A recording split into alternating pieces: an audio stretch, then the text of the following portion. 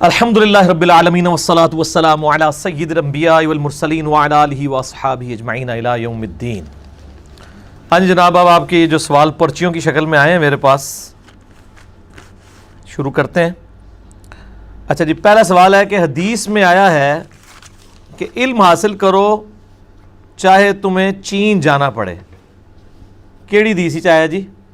کوئی حوالہ نہیں ہے، لوگوں کی مشہور کی ہوئی حدیث ہے، ایسی کوئی حدیث کہیں موجود نہیں ہے۔ حالانکہ علم کا بنیادی سرچشمہ مکہ اور مدینہ شریف ہے، ہونا تو یہ چاہیے تھا کہ علم حاصل کرو چاہے تمہیں چین سے مکہ آنا پڑے۔ اس سے مراد کون سا علم ہے؟ پہلی بات تو یہ میرے بھائی کہ یہ حدیث ہی بالکل جھوٹی ہے، فیبریکیٹڈ روایت ہے، اور یہ کشف المحجوب سے نکلی ہے، اور کوئی اس کی سند نہیں، کسی حدیث کی کتاب میں یہ حدیث موجود نہیں کہ علم حاصل کرو خواہ تمہیں چین جانا پڑے۔ علم کی فضیلت میں تھوڑی آیات ہے قرآن پاک کی۔ اللہ تعالیٰ قرآن حکیم میں فرماتا ہے قُلْ هَلْ يَسْتَوِي الَّذِينَ يَعْلَمُونَ وَالَّذِينَ لَا يَعْلَمُونَ إِنَّمَا يَتَذَكَّرُ أُولُو الْأَلْبَابِ۔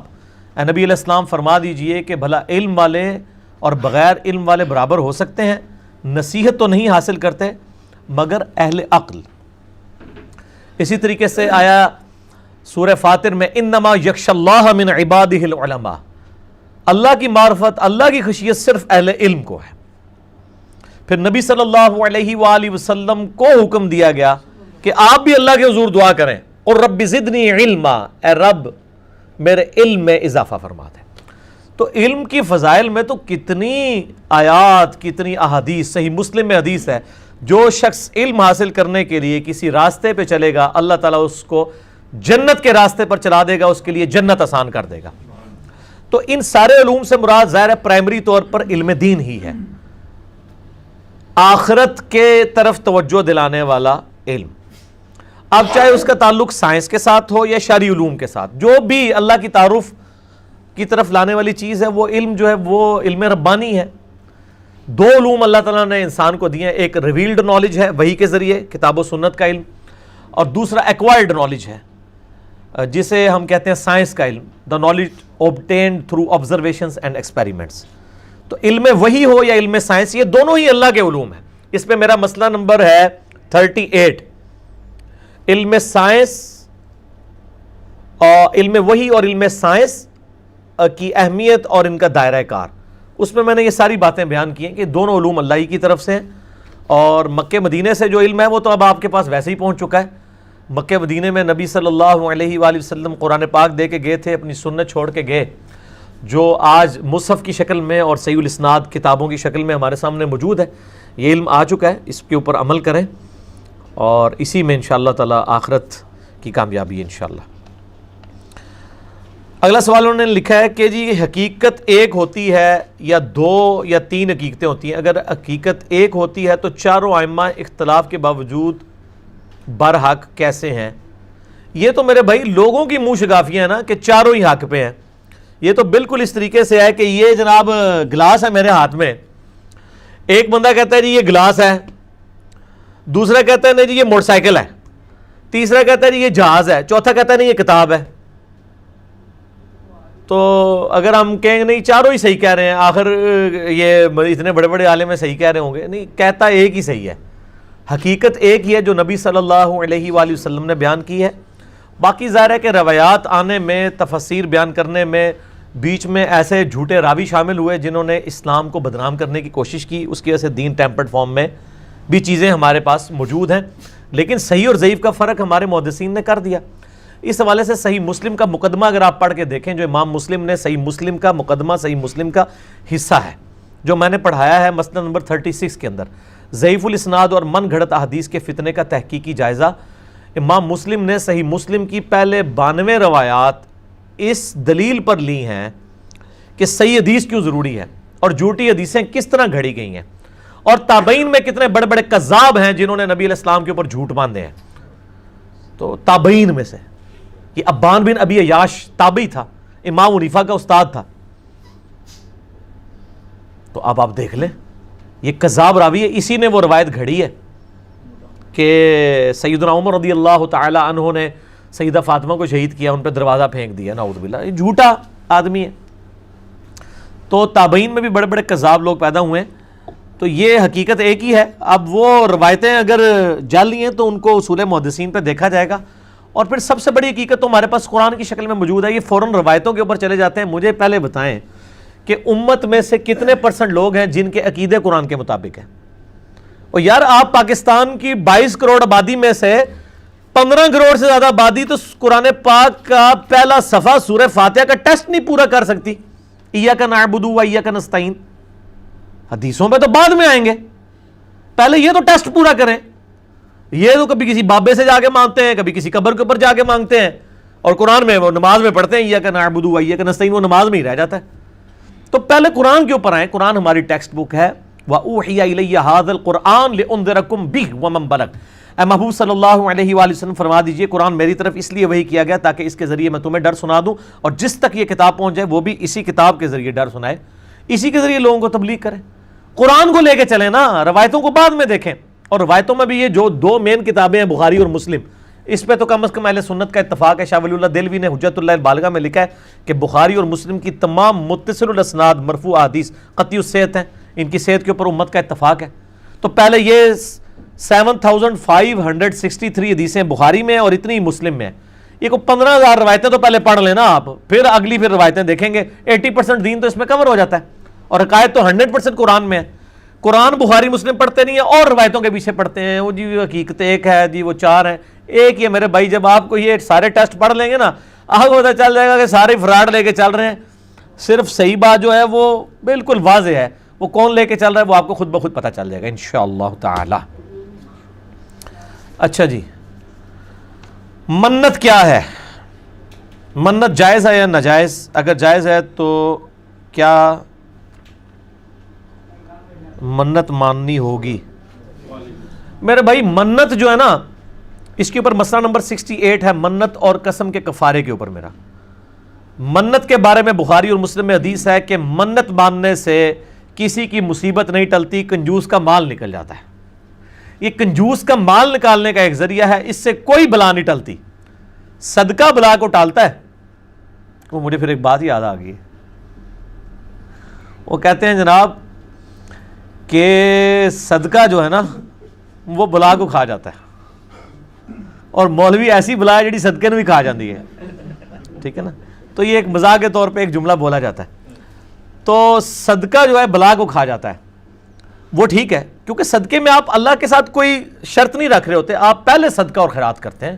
بخاری اور مسلم میں حدیث ہے کہ جو چاہتا ہے کہ اس کی عمر دراز کر دی جائے, اس کو چاہیے کہ رشتہ داروں کے ساتھ صلہ رحمی کرے, تو اور اس کا رزق میں بھی اضافہ ہوگا اور اس کی عمر بھی دراز ہو جائے گی. یہ بخاری مسلم دونوں میں حدیث ہے. میرا ایک یوٹیوب پہ کلپ بھی ہے, کیا دعا سے تقدیر بدل جاتی ہے, اس میں میں نے یہ حدیثیں بیان کی ہیں. تو منت سے کچھ نہیں ہونے کا, کنجوس کا مال نکل جائے گا. البتہ جس نے منت مان لی اب پوری کرنا اس پہ ضروری ہوگی. وہ سورۃ المائدہ کی آیت نمبر 89 ہے کہ منت اس کو پھر اپنی منتیں پوری کرنی ہوں گی, منت ہو یا قسم ہو. قسم پورے ارادے سے جو بندہ کھاتا ہے اور زبان سے, اس کا کفارہ بھی ادا کرنا ہوگا اگر وہ پورا نہیں کرتا. قسم اور منت کا کفارہ ایک ہی ہے. بخاری اور مسلم میں حدیث موجود ہے کہ نبی صلی اللہ علیہ وآلہ وسلم نے فرمایا کہ جو منت کا کفارہ ہے وہی قسم کا کفارہ ہے, جو سورۃ المائدہ کی آیت نمبر 89 میں آیا کہ اگر کوئی منت توڑ دیتا ہے یا قسم توڑ دیتا ہے, اور قسم مستقبل کے لیے ہوگی کہ اللہ کی قسم میں یہ کروں گا یا یہ نہیں کروں گا, اور اس کو توڑ دیتے ہیں. یہ جو ماضی کے بارے میں ہے کہ اللہ کی قسم میں نے یہ نہیں کیا, یہ قسم نہیں ہوتی. یہ تو ایک آپ جھوٹی قسم اس حوالے سے کھا رہے ہیں کہ کوئی واقعہ ماضی کا رپورٹ کر رہے ہیں. یہ قسم رکھنا یا توڑنا نہیں ہے. یا منت یہ ہے کہ اگر کوئی شخص کہتا ہے جی میرا یہ کام ہو گیا, میں اتنے نوافل پڑھوں گا یا اتنا مال اللہ کی راہ میں صدقہ کروں گا, اور اگر وہ نہیں کر پاتا تو کفارہ دے گا. اور سورۃ المائدہ کی آیت نمبر 89 میں آیا کہ ایک غلام آزاد کر دے. غلام آزاد نہیں کر سکتا تو وہ 10 مسکینوں کو کھانا کھلائے. 10 مسکینوں کو کھانا نہیں کھلا سکتا, یا 10 مسکینوں کو کپڑا لے کے دے دے. یہ اس میں دونوں میں آپشن ہے. اور اگر یہ دونوں نہیں کر سکتا یعنی غریب ہے تو 3 مسلسل روزے رکھے. لیکن 3 مسلسل روزے وہی رکھے گا جو پہلے 2 کام نہیں کر سکتا. تو یہ منت کا اور قسم کا کفارہ ہو جائے گا. باقی اس کو ماننے سے کچھ نہیں ہونا. اور جو غلط منتیں ہیں کہ جی میرے گھر بیٹا ہوا تو میں جناب اس کو فلاں دربار تک پیدل چلا کے لے کے جاؤں گی, یا اس کی میں اتنی لمبی ایک جو ہے وہ بالوں کی چٹیاں رکھ لوں گی اور فلاں دربار پہ جا کے اس کو ٹینڈ کرواؤں گی، یہ ساری حرام منتیں ہیں. ان منتوں کا نہ پورا کرنا واجب ہے. پورا کرنا تو حرام کا مرتکب ہوں گے، اور ایسی منت کو توڑنے کا کوئی کفارہ بھی نہیں ہے، کیونکہ یہ منت ہی غلط تھی. کفارہ کون سا؟ ہاں اس کا کفارہ یہ ہے اسی منت کے اوپر توبہ کریں کہ آندہ میں یہ منت نہیں مانوں گا، یہ مانوں گی اس طرح کی. تو اس حوالے سے یہ میں نے کلیئر کر دیا. ہاں جی آپ سوال کر لیں جو کرنا. ہاں جی اردو میں کریں سوال آپ. ہاں جی جو کیا آپ نے. اس طرح کے سوال یہ ہے کہ میں نے ایک چیز خریدی، ٹھیک ہے، اس میں والد صاحب نے بھی پیسے ڈالے، سسٹر میری نے بھی پیسے دیے، والد صاحب نے بھی پیسے دیے اور بھائی نے بھی پیسے دیے، ٹھیک ہے. لیکن کچھ عرصے بعد ایک مطلب گھر میں میٹنگ ہو رہی تھی تو والد صاحب نے مجھے کہا کہ تم نے وہ پیسے مجھے دینے ہیں. میں نے کہا جی یہ کس طرح میں نے دینے ہیں، کہ میری تو آپ کی کوئی کمٹمنٹ ہوئی نہیں کہ آپ مجھے قرض کے طور پہ یہ پیسے دے رہے ہیں مجھے، ٹھیک ہے. تو کیونکہ کمٹمنٹ تو لازمی ہے کہ آپ مجھے پتہ ہونا کہ آپ مجھے قرض کے طور پہ میں لیتا ہی نہ. میں نے ان کو یہ کہا، میں نے کہا میں لیتا ہی نہ، اگر آپ مجھے پتہ ہوتا کہ آپ قرض کے طور پہ لے کے دے رہے ہیں مجھے. انہوں نے کہا جی نہیں جی تو دینے. میں نے بڑا آپ سے لیے انہوں نے یا باقی بہن بھائیوں سے؟ نہیں میرے سے ہی، وہ دیے مجھے جیسے نا، میں نے چیز خریدی تھی اس میں پیسے ڈالے تھے تو وہ پھر بارہ میں نے ان کو دے دیے. لیکن میں یہ پوچھنا چاہتا ہوں کیا وہ دینے میرے بنتے تھے ان کو واپس؟ ٹھیک ہے. یہ سوال تو پہلے تو مطلب والدین سے پوچھنا چاہیے کہ انہوں نے کیوں نہیں کلیئر کیا پہلے. اس لحاظ سے تو ان کی زیادتی ہے کہ ان کو کلیئر کرنا چاہیے تھا آپ کو دینے سے پہلے. دوسرا سنن ابن ماجہ میں حدیث ہے تو اور تیرا مال تیرے باپ کا ہے، ٹھیک ہے جی. تو الٹیمیٹلی تو وہ مالک ہیں، چاہے وہ آپ نے بھی کمایا ہوا ہے کیونکہ آپ بھی تو ان کی انویسٹمنٹ ہے. اور بخاری و مسلم کی حدیث ہے کہ جو شخص کسی کو تحفہ دے کے واپس لے تو وہ گویا ایسے ہی ہے جیسے تھوک کے چاٹے، سوائے باپ کے. اگر وہ اپنی اولاد کو کوئی تحفہ دیتا ہے تو وہ واپس لے بھی سکتا ہے، ٹھیک ہے. تو آپ کے کیس میں اگر آپ نے اس کو تحفہ بھی سمجھا ہوا تھا نا تب بھی وہ واپس لے سکتا ہے، ٹھیک ہے نا.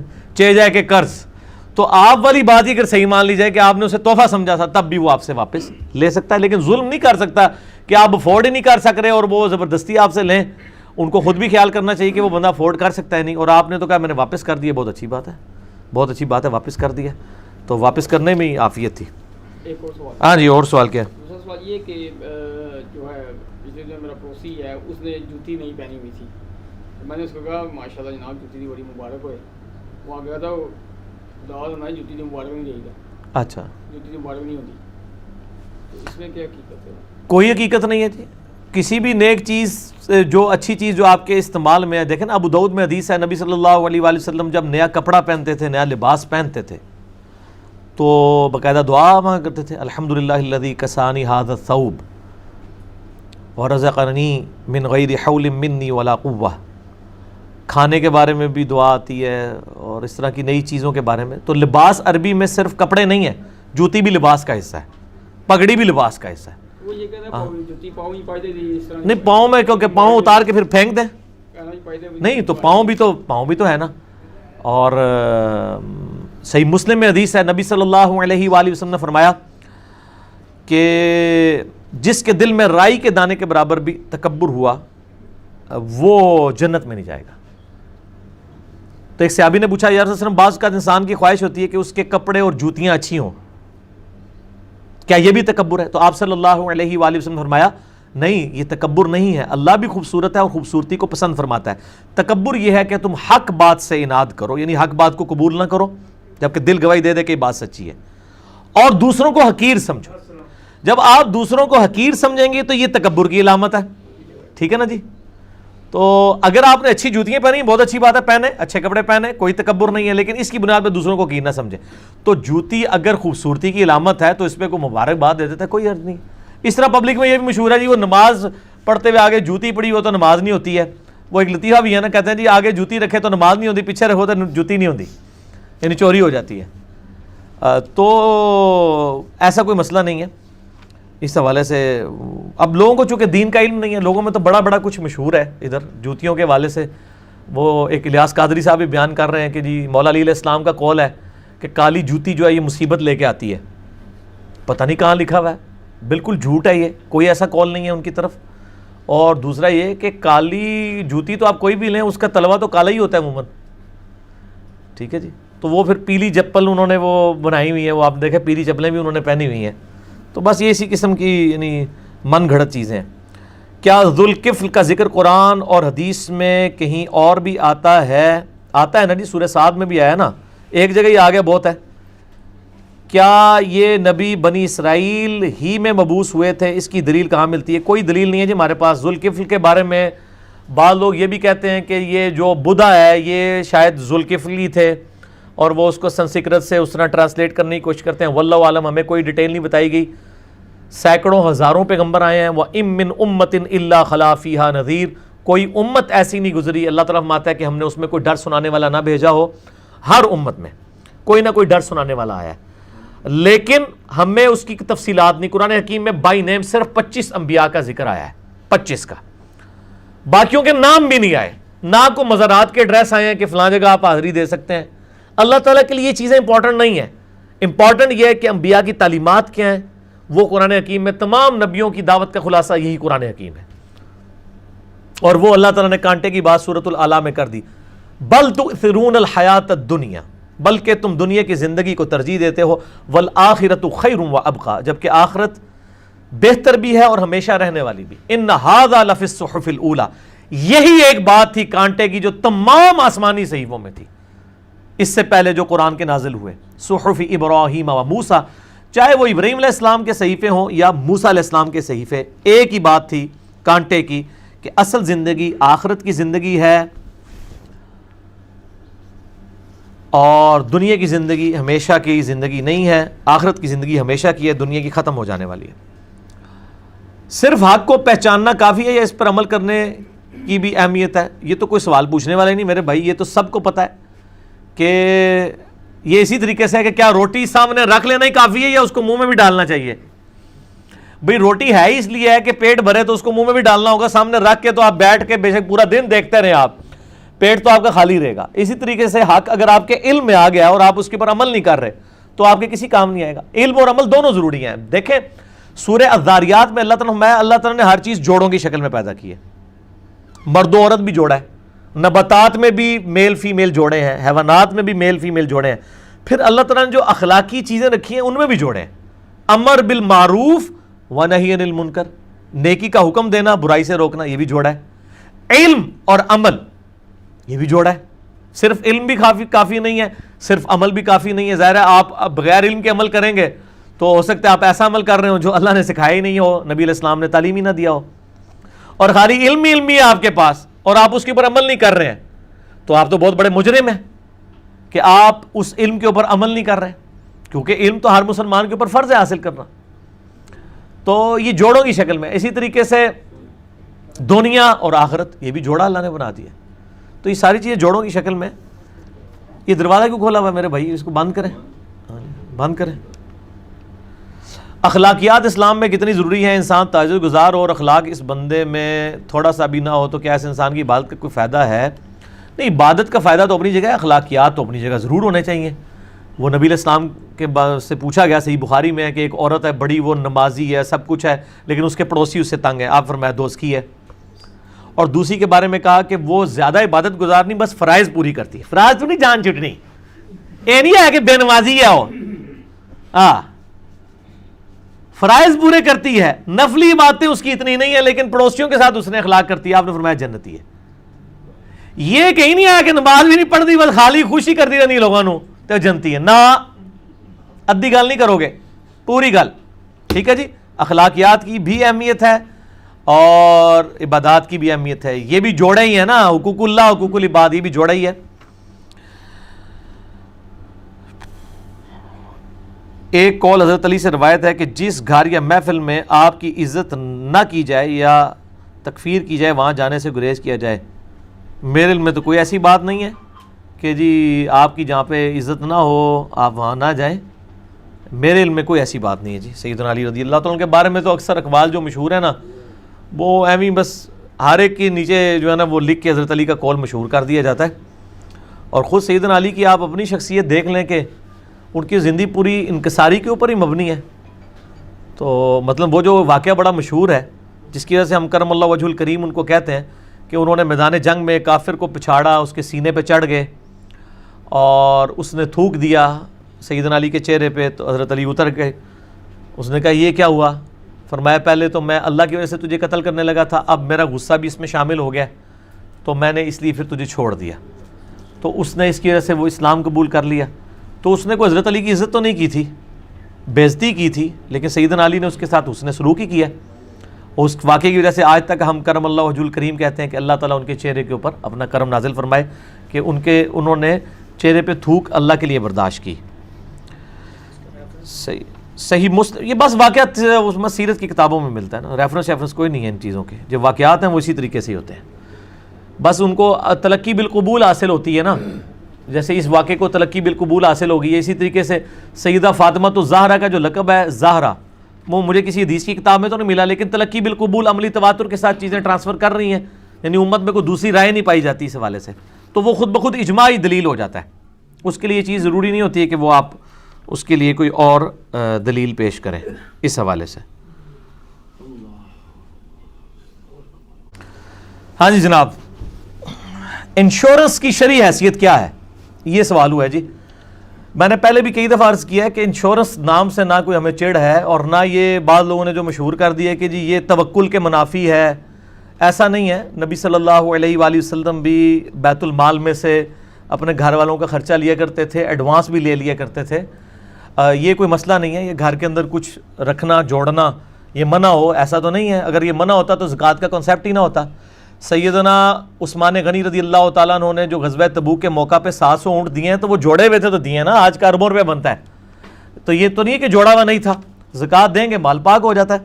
انشورنس فی نفسی تو اچھی چیز ہے. ہمیں اختلاف یہ ہے کہ انشورنس جو کمپنیاں ہیں وہ اس مال کو لے کے آگے سودی کاروبار کر رہی ہیں. اگر وہ اس سے حلال کاروبار کریں، حلال چیزوں میں لگائیں، حلال ڈیویڈنڈ دیں، کوئی ہمیں اعتراض نہیں ہے. انشورنس تو بہت بڑا نیکی کا کام ہے اگر کسی کے ساتھ کر دیا جائے، اگر ایسا ہو. باقی کون سی کمپنیاں جو ہیں وہ کر رہی ہیں نہیں کر رہی ہیں، یہ اب آپ نے خود ہی تحقیق کرنی ہے. جو کمپنی آپ کو اینول رپورٹ دے، پورا بتائے کہ ہم نے کہاں پہ کس مد میں خرچہ کیا، اس میں سے کیا پروفٹ ہوا، وہ حلال تھا یا حرام تھا، حلال جگہ پہ لگا یا حرام جگہ پہ، یہ چیزیں. اگر انہوں نے کمپنیوں نے آگے سودی قرضے دیے ہوئے ہیں اور اس سود میں سے کما کے کچھ ڈیویڈنڈ سود میں سے آپ کو دے رہے ہیں کچھ اپنے پاس، تو آپ پھر خود ہی سمجھ جائیں کہ وہ حرام ہے. تو اس لیے ہر چیز کے اوپر جو ہے وہ نٹی گٹیز میں نہیں جانا ہوتا. اس طرح وہ بعض لوگ پوچھ رہے تھے جی پی ایف کا سود، بھی جب لفظ سود بول دیا تو سود کہیں بھی ہوگا وہ غلط ہی ہوگا. ٹھیک ہوگا جی. باقی میرا یوٹیوب پہ کلپ ہے اسلامک بینکنگ، انجینئر محمد علی مرزا، وہ کلپ آپ کھول لیں. اس پہ اسلامک بینکنگ کے پوائنٹ آف ویو سے کرپٹو کرنسی جو ہے وہ آج کل جو آئی ہوئی ہے اس کے اوپر، انشورنس کے اوپر، اسٹاک ایکسچینج کے اوپر، ان ساری چیزوں پہ میں نے ڈیٹیل سے ڈسکشن کی ہے. اچھا جی، ایک اور یہ سوال ہوا ہے کہ جی یہ ای دعوت کیسے کی جائے، دیوبندی بریلوی اہل حدیث شیعہ تک بات کیسے پہنچائی جائے. تو وہی اسی طریقے سے جو مسئلہ نمبر 179 میرا ریکارڈڈ ہے انجینئر محمد علی مرزا عوام الناس کی عدالت میں، اس میں 20 سوال مجھ سے ہوئے ہیں. ان میں نے انہی چیزوں کے اوپر تو ٹپس دی ہیں کہ آپ نے دعوت کیسے پہنچانی ہے کامن ٹرم کے اوپر. اور وہ ہم نے آلریڈی اپنے یوٹیوب کے اوپر شارٹ کلپ چینل کے اوپر ایک پرومو لگایا جو ہماری ویب سائٹ ahlsunnatpak.com پہ بھی ہے. 20-21 منٹ کا پرومو ہے. کیا بریلوی، دیوبندی، اہل حدیث اور سنی شیعہ سب کافر ہیں؟ یعنی آپس میں تو ان دونوں نے ایک دوسرے کو سب نے کافر ہی ڈکلیئر کیا ہوا ہے. تو میں نے اس کے جواب میں کچھ جو ہے وہ چیزیں بیان کی ہیں. وہ پرومو ہے، وہ آپ لوگوں کو شیئر کریں. جو ایک دفعہ دیکھتا ہے نا اس کے 14 طبق روشن ہو جاتے ہیں. باقی یہ کہ کامن ٹرمز پہ بات کریں، اور پھر آپ کی دعوت موسمی بھی ہونی چاہیے. اگر آپ رمضان کے اندر محرم کا کلپ شیئر کروا رہے ہیں تو یہ آپ کو دین کی خدمت نہیں کر رہے. محرم سے ریلیٹڈ ہمارا کلپ محرم کے مہینے میں شیئر کروائیں، رمضان المبارک سے ریلیٹڈ رمضان کے مہینے میں کروائیں، ربیع الاول سے ریلیٹڈ ربیع الاول کے مہینے میں کروائیں، تاکہ لوگوں کو بات پہنچے. اور ہماری الحمدللہ جس ٹاپک پہ بھی کلپ ہوتا ہے وہ اتنا بیلنس ہوتا ہے، نہ تو کسی مکتب فکر کی کیٹاگوریکل نفی ہوتی ہے اور نہ کیٹاگوریکلی کسی کو انڈورس کیا ہوتا ہے. ایک ایسی بات ہوتی ہے کہ یہاں پہ اتنی بات درست ہے، یہ کلوف کیا ہے، کہ وہ جو بندہ ایک بار سنتا ہے کہتا ہے گل ٹھیک ہوئی ہے جی، تو آگے اس کا وہ دماغ کھل جاتا ہے. تو اس طریقے سے الیکٹرانک دعوت دیں، لوگوں کو شیئر کروائیں. وہ زمانہ گیا جب ہم لوگ چھوٹے تھے تو مطلب اس وقت کوئی سنی شیعہ کی مسجد میں نماز پڑھنے کا سوچ نہیں سکتا تھا، بلکہ سنی آپس میں بریلوی دیوبندی اہل حدیث جو تینوں سنی ہیں یہ ایک دوسرے کی مسجدوں میں نہیں جاتے تھے.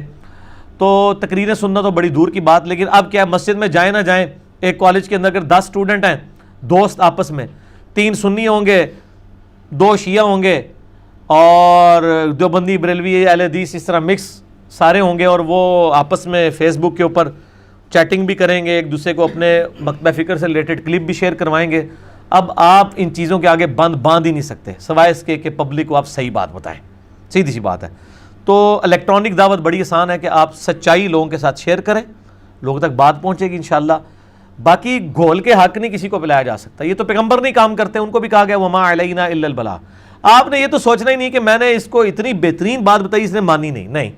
آپ یہ تصور کریں کہ نبی علیہ السلام نے اتنی بہترین دعوت ابو جہل کے سامنے رکھی، اس نے قبول نہیں کی، عتبہ نے قبول نہیں کی، شیبہ نے قبول نہیں کی. تو نبی علیہ السلام کا کوئی قصور نہیں ہے، وہ قصور اس کا ہے جس نے حق بات کو قبول نہیں کیا. ٹھیک ہے. صحیح مسلم میں حدیث ہے 2750 کے سوموار کے دن روزہ والی حدیث جو ہے، اس کی سند میں عبداللہ بن معبد ابو قتادہ سے روایت کر رہے ہیں، جبکہ عبداللہ بن معبد کی ابو قتادہ سے سما ثابت نہیں ہے.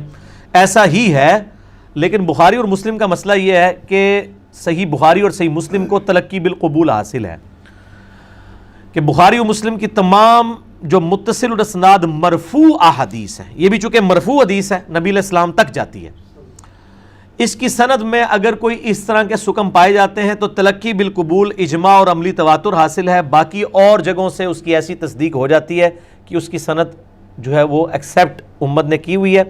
بخاری اور مسلم کے اوپر ہمارا یہی موقف ہے. اس کی باقی نٹی گٹیز کے حوالے سے آپ کسی اسماء و رجال سے جو واقفیت رکھنے والے ڈیٹیل کے ساتھ لوگ ہیں ان کے ساتھ رابطہ کریں، غلام مصطفیٰ ظہیر صاحب کے ساتھ رابطہ کریں، وہ اس کی نٹی گٹیز آپ کو سمجھا دیں گے. چونکہ یہ میری فیلڈ نہیں ہے، میں جو ہوں وہ اس حوالے سے نقال ہوں، جو کتاب و سنت میں آیا ہوا ہے اس کو نقل کرتا ہوں. میں نے کبھی دعویٰ نہیں کیا کہ میں اسماء و رجال کا ماسٹر ہوں یا کوئی میں محدث ہوں. میں جو ویل انوینٹ ہوا ہے وہ میں آپ کو ویل بیچتا ہوں. ٹھیک ہے. اگر ویل میں کہیں خرابی موجود ہے تو وہ بنانے والی کمپنی سے آپ رابطہ کریں گے. چونکہ بخاری مسلم کے بارے میں ہمارا موقف یہ ہے کہ اس کی تمام صحیح الاسناد جو متصل الاسناد مرفوع حدیث ہیں قطعی الصحت ہیں، لہٰذا اس میں ہمارا موقف بالکل کلیئر ہے. تو اس کی ہم ڈیٹیل میں نہیں جائیں گے. کیا سنت ادا کر رہے ہیں اور جماعت فرض نماز شروع ہو جائے تو کیا کریں؟ اگر تو آپ مطلب آخری رکعت میں ہیں تو فوراً سے یعنی تشہد تک پہنچیں اور محمدن عبدہ و رسولہ کے بعد صرف چھوٹا سا دروشی پڑھیں، اللہم صلی علی محمد وعلی آل محمد، اور سلام پھیر دیں تو آپ کی نماز مکمل ہو جائے گی. اور ابھی 1-2 رکعتیں اگر پڑھی ہوئی ہیں اور آپ کو پتہ ہے کہ اس کی وجہ سے آپ کا قیام مس ہو جائے گا، پہلی رکعت چھوٹ جائے گی، تو آپ نماز کو وہیں پہ توڑ دیں، چھوڑ دیں، اور پھر اس نماز کو دوبارہ لوٹا لیں، اس نفلی نماز کو. ظہر و عشاء کی نماز کتنی ہے؟ ہم تو بریلویت کے وقت کی نمازیں پڑھ رہے ہیں، 4 سنتے، 4 فرض، 2 سنتے. میرے بھائی فرض نماز کی 17 رکھتے ہیں، اس پہ میرا کلپ یوٹیوب کے اوپر رکھا ہوا ہے، وہ آپ دیکھ لیں. نماز تو فرض وہی ہے، 2 فجر کے، 4 ظہر، 4 عصر، 3 مغرب، 4 عشاء. باقی سنتیں تو ہیں مؤکدہ. اب وہ اگر کوئی نہیں پڑھتا اس کو ہم گناہگار تو نہیں کہتے، لیکن ابو داؤد میں ایک حدیث ہے کہ جب کسی کے فرائض میں کمی نکلے گی تو نفلی عبادت یعنی سنتیں اس کے ایکویلنٹ تولی جائیں گی اور اللہ تعالیٰ اس کے فرض کی کمی پوری کر دے گا. اور وہ 12 رکھتے ہیں، 2 فجر سے پہلے، بخاری مسلم میں آئی ہیں، 2 فجر سے پہلے، 4 ظہر سے پہلے، 2 ظہر کے بعد، 2 مغرب کے بعد، 2 عشاء کے بعد، اور 3 وتر جو ہیں اس کے علاوہ ہیں. وہ 5 بھی پڑھ سکتے ہیں، 3 بھی اور 1 وتر بھی، لیکن عمومی عمل صحیح بخاری میں 3 وتر کا ہے. مسئلہ نمبر 130 میرا ریکارڈڈ موجود ہے، وہ آپ دیکھ سکتے ہیں. فجر کی سنت اگر جماعت شروع ہو جائے تو کب پڑھیں؟ جب جماعت، تو بخاری مسلم میں حدیث ہے جب فرض کی اقامت ہو جائے تو کوئی نماز درست نہیں ہے. ٹھیک ہے. تو آپ سنتے پھر نہیں پڑھ سکتے، آپ فرض نماز ہونے کے فوراً بعد پڑھ لیں. وہ ترمذی میں روایت موجود ہے، ترمذی والی سند تو کمزور ہے، البتہ صحیح ابن خزیمہ میں اور صحیح ابن حبان کے اندر موجود ہے کہ نبی علیہ السلام ایک دفعہ فجر کی نماز پڑھ کے نکلے تو ایک بندہ نماز پڑھ رہا تھا، آپ اس کے پاس کھڑے ہو گئے. جب سلام پڑھ کے پھیر کے فارغ ہوا، آپ نے پوچھا یہ کیا پڑھا تم نے؟ کوئی کل سے جو ہے وہ فجر کی 4 رکعتیں پڑھنا شروع کر دے گا. اس نے کہا رسول اللہ میں نے فرض نہیں پڑھے، میری فجر سے پہلے جو 2 رکعتیں رہ گئی تھیں نوافل سنت مؤکدہ میں وہ پڑھ رہا ہوں. تو آپ نے خاموشی اختیار کر لی. اسے کہتے ہیں حدیث تقریری، یعنی آپ کے سامنے ایک عمل ہوا، آپ سب نے خاموشی اختیار کر لی. یہ حدیث آپ کو مشکات میں بھی جو ہے پہلی جلد کے اندر مل جائے گی. اس کے نیچے شیخ زبیر صاحب نے تحکیم بھی کی ہوئی ہے کہ ترمذی والی روایت کمزور ہے، لیکن چونکہ اس کی صحیح سند ابن حبان اور ابن خزیمہ میں موجود ہے، لہٰذا اس کا متن بالکل ٹھیک ہے. فوراً بعد پڑھ لیں، اور اگر آپ سورج نکل کے پڑھنا چاہتے ہیں اس وقت بھی پڑھ لیں. لیکن یہ جو عوام میں مشہور ہے کہ جی اتنی دیر آپ مسجد میں بیٹھے رہیں گے، یہ تو فقہ حنفی میں بھی کہیں نہیں لکھا ہوا، یہ لوگوں نے مشہور کیا ہوا ہے. آپ گھر جا سکتے ہیں، اور اگر کوئی نہیں بھی پڑھتا گناہگار کوئی نہیں ہے. بعد میں پڑھ لیں، زور سے پہلے پڑھ لیں، زور کے بعد پڑھ لیں، 12 رکعتیں دن رات میں پوری کر لیں. ٹھیک ہوگا جی. تو اس میں کوئی ایسا ایشو نہیں ہے، آپ کو پریشانی والی کوئی بات نہیں ہے۔ باقی جو ہے وہ اس حوالے سے میرے کلپس چڑھے ہوئے ہیں، فجر کی سنت کے اوپر، اوابین کے اوپر، اشراق کے اوپر، چاشت کے اوپر، جمعے کی رکعتوں کے اوپر، آپ کچھ بھی لکھیں، ساتھ انجینئر محمد علی مرزا لکھ دیا کریں تو میرا کلپ الحمدللہ اس حوالے سے کھل جائے گا۔ ہاں جی، نماز عصر کے وقفے کے بعد جناب یوگا کی شرعی حیثیت کیا ہے؟ یہ کوئی شرعی چیز نہیں ہے جی، یہ ویسے ورزش کی ایک فارم ہے۔ اگر یہ واقعتاً کسی مذہب کی ایکٹیویٹی ہے اور اس میں کوئی شرکی الفاظ بولے جاتے ہیں پھر تو غلط ہوگا، اور اگر صرف یہ ورزش تک اس کا تعلق ہے تو ورزش کسی بھی فارم میں کی جائے، بلکہ وہ تو طارق جمیل صاحب کے بھی وہ کلپ چڑھے ہوئے تھے، اگلے دن میں نے دیکھے ہیں، وہ بھی اس میں ورزش کر رہے تھے اسی طرح، تو اس میں کوئی ایسا مسئلہ نہیں۔ کیا کوئی شخص منت مان سکتا ہے کہ اگر اللہ نے مجھے بیٹا دیا تو میں اسے حافظ قرآن بناؤں گا؟ یہ جائز ہے، بالکل منت مان سکتا ہے، اور بعد میں اس کو احساس ہوا کہ یہ حافظ قرآن بنانا تو ایک بڑی ازمائش والا معاملہ ہے اور کوئی صحیح مدرسہ نہیں مل رہا، تو اس منت کو توڑ بھی سکتا ہے۔ توڑتے وقت وہ کفارہ ادا کرے گا جو بخاری اور مسلم میں آیا ہے، اور سورۃ المائدہ کی آیت نمبر 89 میں 10 وہ غلام آزاد کرے گا، غلام نہیں آزاد کر سکتا تو 10 مسکینوں کو کھانا کھلائے گا یا 10 مسکینوں کو کپڑے لے کے دے گا، اور اگر غریب ہے تو 3 روزے مسلسل رکھ لے گا۔ نیک مسلمان کی بیوی کیا جنت میں بھی اس کی بیوی ہوگی؟ ہاں انشاءاللہ تعالیٰ، کیوں نہیں؟ وہ تو سورہ المؤمن میں بھی آتا ہے کہ قیام الدین ہم جو ہیں وہ لوگوں کو، جو نیک لوگ ہیں ان کے ماں باپ بیوی بچوں کو جنت میں ایک جگہ جمع کر دیں گے۔ اولاد اگر وہ نیک تھی اور ماں باپ اس لیول کے نیک نہیں تھے لیکن ڈیٹم لیول انہوں نے کراس کیا تھا، یعنی 33 نمبر لے کے، یا آج کل تو 40 ہوتے ہیں شاید، پاس ہوئے ہوئے تھے، تو اولاد کی وجہ سے ماں باپ جو ہے کو بھی ان کے ساتھ کر دیا جائے گا۔ یہ سورۃ المومن کے اندر آتا ہے جسے سورہ غافر کہتے ہیں۔ تو جنت میں بھی یقیناً وہ بیوی ہوگی، اس میں کوئی شک نہیں ہے، اور اگر اس نے خاوند کے مرنے کے بعد کوئی اور نکاح کر لیا، پھر قیامت والے دن جنت میں پہنچنے کے بعد وہ اس کا ڈیسیژن ہوگا کہ وہ کس خاوند کے ساتھ رہنا چاہتی ہے۔ اتنی نیٹی گٹیز جو ہیں ہمیں نہیں بتائی گئی ہیں، تو جتنا آیا وہ میں نے آپ کو بتا دیا۔ بوڑھی عورتیں سارا دن ٹی وی ڈرامہ دیکھتی رہتی ہیں، کیا سارا دن یا فارغ وقت میں انسان اپنے کام کر سکتا ہے، ایسے کام کر سکتا ہے؟ ڈرامہ تو سارا فراڈ اور جھوٹ کے اوپر مبنی ہے جی، بالکل اس سے تو بچنا چاہیے، کوئی ضرورت نہیں دیکھنے کی، اس سے تو فرسٹریشن ہی پھیلتی ہے۔ نبی صلی اللہ علیہ وآلہ وسلم نے جو بھی کام عام زندگی میں کیا، ہم ان کاموں سے اصول حاصل کریں گے یا ہم اس ایکٹ کو فالو کریں گے؟ دیکھیں نبی علیہ السلام نے جو چیزیں دین کے طور پہ تعلیم فرمائی ہیں وہ تو آپ نے مینوان لے کے چلنی ہے، لیکن جو چیزیں آپ صلی اللہ علیہ وآلہ وسلم کی مبارک عادتیں تھیں ان کو آپ صلی اللہ علیہ وآلہ وسلم نے امت کے اوپر کوئی سختی نہیں فرمائی ہے، تو صرف محبت کے تقاضے کے طور پہ اس کے کوئی عمل کرتا ہے اس پر تو اس کو اجر ملے گا، ادروائز وہ دین نہیں ہے اس طریقے سے۔ مثلا تہمت باندھنا، آپ صلی اللہ علیہ وآلہ وسلم سے شلوار یا پجامہ پہننا ثابت نہیں، تہمت ہی باندھی ہے پوری زندگی، کرتا آپ نے پہنا ہے اور زیادہ تر آپ سے اوپر بھی چادر ہی لیتے تھے، تو اب کوئی تہمت نہیں باندھتا، شلوار قمیض استعمال کرتا ہے یا پینٹ شرٹ استعمال کرتا ہے جس میں بے حیائی والا معاملہ نہ ہو، تو اس کے اوپر کوئی شرعی گرفت والا معاملہ نہیں ہے، نہ ہم اسے کہیں گے کہ وہ کوئی خلاف سنت عمل کر رہا ہے۔ اس طریقے سے آپ صلی اللہ علیہ وسلم کی مبارک سنت تھی کہ صحیح بخاری میں آتا ہے کہ اما عائشہ کہتی ہیں آپ ہر جو پسندیدہ کام ہے وہ دائیں طرف سے سٹارٹ کرتے ہیں، یعنی کرتا پہننا ہے تو پہلے دائیں آستین پھر بائیں، جوتی پہننی ہے تو پہلے دائیں جوتی پھر بائیں، یہ ساری آپ صلی اللہ علیہ وآلہ وسلم کی مبارک عادتیں تھیں، ان کو جو اپناتا ہے وہ بہت اچھی بات ہے، لیکن اگر اس کو کوئی چھوڑے گا تو گناہگار نہیں ہے۔ البتہ جو سنتیں ایز اے دین آپ صلی اللہ علیہ وآلہ وسلم نے حکماً تعلیم فرمائی ہیں، جیسا کہ صحیح مسلم میں حدیث ہے کہ آپ صلی اللہ علیہ وآلہ وسلم نے فرمایا دائیں ہاتھ سے کھانا کھاؤ، بائیں ہاتھ سے شیطان کھاتا ہے۔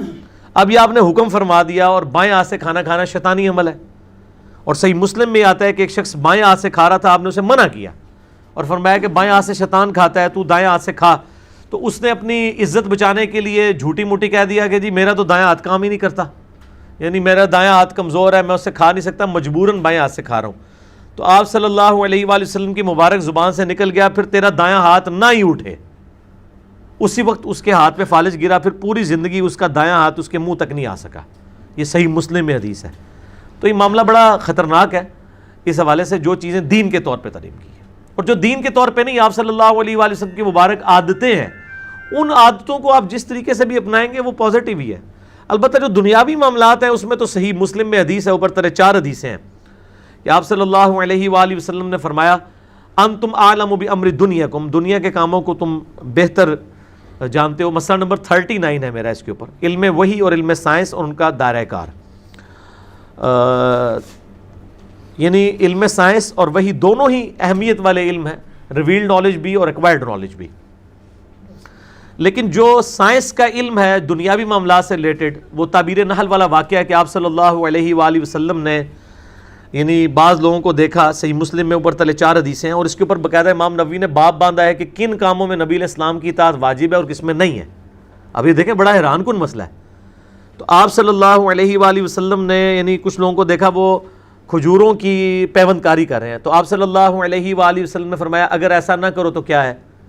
انہوں نے کرنی چھوڑ دی, ان کی فصل کم ہوئی, آ کے نبی علیہ السلام کو شکایت کی, تو آپ صلی اللہ علیہ وآلہ وسلم نے فرمایا میں بھی ایک انسان ہوں, اگر میں کوئی اللہ کے ریفرنس سے کوئی دینی بات تمہیں بتایا کروں تم اس کو دینی طور پر لے لیا کرو, لیکن جب میں کوئی اپنی رائے سے بات کرتا ہوں تمہارے دنیاوی معاملات میں, انتم اعلم بامر دنیاکم, تم دنیا کے کاموں کو مجھ سے بہتر سمجھتے ہو. یعنی جو تم نے یعنی کسان ہو اور ایک کسان نے ایک چیز لرن کی ہے, تو نبی علیہ السلام ایٹم بم کا طریقہ تو بتانے کے لیے ہمیں دنیا میں نہیں آیا, نہ مزال بنانے کا طریقہ, اور نہ آپ صلی اللہ علیہ وسلم کو اللہ تعالیٰ نے یہ علوم سکھائے ہوئے تھے, اس لیے کہ آپ صلی اللہ علیہ وآلہ وسلم دینی رہنما بنا کے ہمارے پاس بھیجے گئے. ٹھیک ہے, تو یہ چیزیں لوگ اکثر پوچھتے بھی رہتے ہیں. تو آپ صلی اللہ علیہ وآلہ وسلم نے دین کے معاملے میں فرمایا کہ میری اطاعت کرو گے. دنیاوی معاملات میں اگر کوئی مشورہ ہے اور تجربے سے آپ کو بات پتہ چلتی ہے, تو آپ علیہ السلام بھی تجربے سے ہی ایک بات کر رہے ہیں, تو اس کے بارے میں اختلاف رائے بھی ہو سکتا ہے, وہ دین کے طور پر نہیں ہے. جیسا کہ بخاری اور مسلم میں آتا ہے, آپ صلی اللہ علیہ وآلہ وسلم نے فرمایا کہ کوئی عورت جو یعنی پریگنینسی کے دوران اپنے بچوں کو دودھ نہ پلائے, ٹھیک ہے, تو پھر آپ صلی اللہ علیہ وسلم نے, بخاری مسلم میں آتا ہے کہ آپ نے فرمایا کہ جب میں نے دیکھا ہے کہ اہل فارس کی عورتیں جو ہیں وہ دودھ پلاتی ہیں حمل کے دوران اور ان کی صحت پہ کوئی ایسے اثرات نہیں ہوتے ہیں, تو میں تمہیں اس کی اجازت دیتا ہوں. یعنی ایک آپ کا سائنٹیفک ایکسپیرینس تھا. جو چیزیں میڈیکلی اسٹیبلش ہوتی ہیں نا, ان کے لیے قرآن و سنت میں اس طریقے سے دلیل دیکھنے کی ضرورت نہیں ہوتی ہے. جو دین کے معاملات ہیں, یعنی اب فجر کی 2 فرض ہی ہیں, یہ کوئی کہ جی میڈیکلی یہ 3 ہونے چاہیے تو یہ نہیں ہوں گے, یہ 2 ہی رہیں گے. دینی معاملات جو میڈیکل چیزیں ہیں وہ آپ سے خود فرما دی ہے نا, انتم اعلم بامر دنیاکم, تم دنیا کے کاموں کو بہتر سمجھتے ہو. کتنی بڑی بات کر دی ہے, اور آپ علیہ السلام نے بالکل انصاف کے ساتھ بات کی ہے. ہم کہتے ہیں یار ایسا کون سا لیڈر ہوگا کہ مذہبی لیڈر ہے اور وہ یہ کہہ رہا ہے کہ بھئی میری ہر بات نہیں, جو دین کے معاملات ہیں اگر دنیاوی طور پہ میں اوپینین دیتا ہوں تو تم اس کو بہتر سمجھتے ہو, اپنے معاملات کو دیکھ کے اس چیزوں کو لے کے چلو. ٹھیک ہے جی. ابراڈ سے آئی ہوئی انشورڈ چیزیں استعمال کر سکتے ہیں, جب آپ آ ہی گئی ہیں تو اب آپ استعمال کریں, اس میں کیا مسئلہ ہے. تو وہ تو آپ منگوانے سے پہلے آپ کو سوچنا چاہیے تھا نا کہ کیا ہے. انشورنس میں نے پہلے بھی بتایا کوئی بری چیز نہیں ہے, سودی کام نہیں اس کی بیک پہ ہونا چاہیے. فوٹوگرافی کو ذریعہ معاش بنانا کیسا ہے, اور شادی بیاہ میں کس حد تک ویڈیو اور فوٹوگرافی کروا سکتے ہیں. فوٹوگرافی کے اوپر تو اب میرے بھائی کوئی ایسا اختلاف اس طرح نہیں رہا.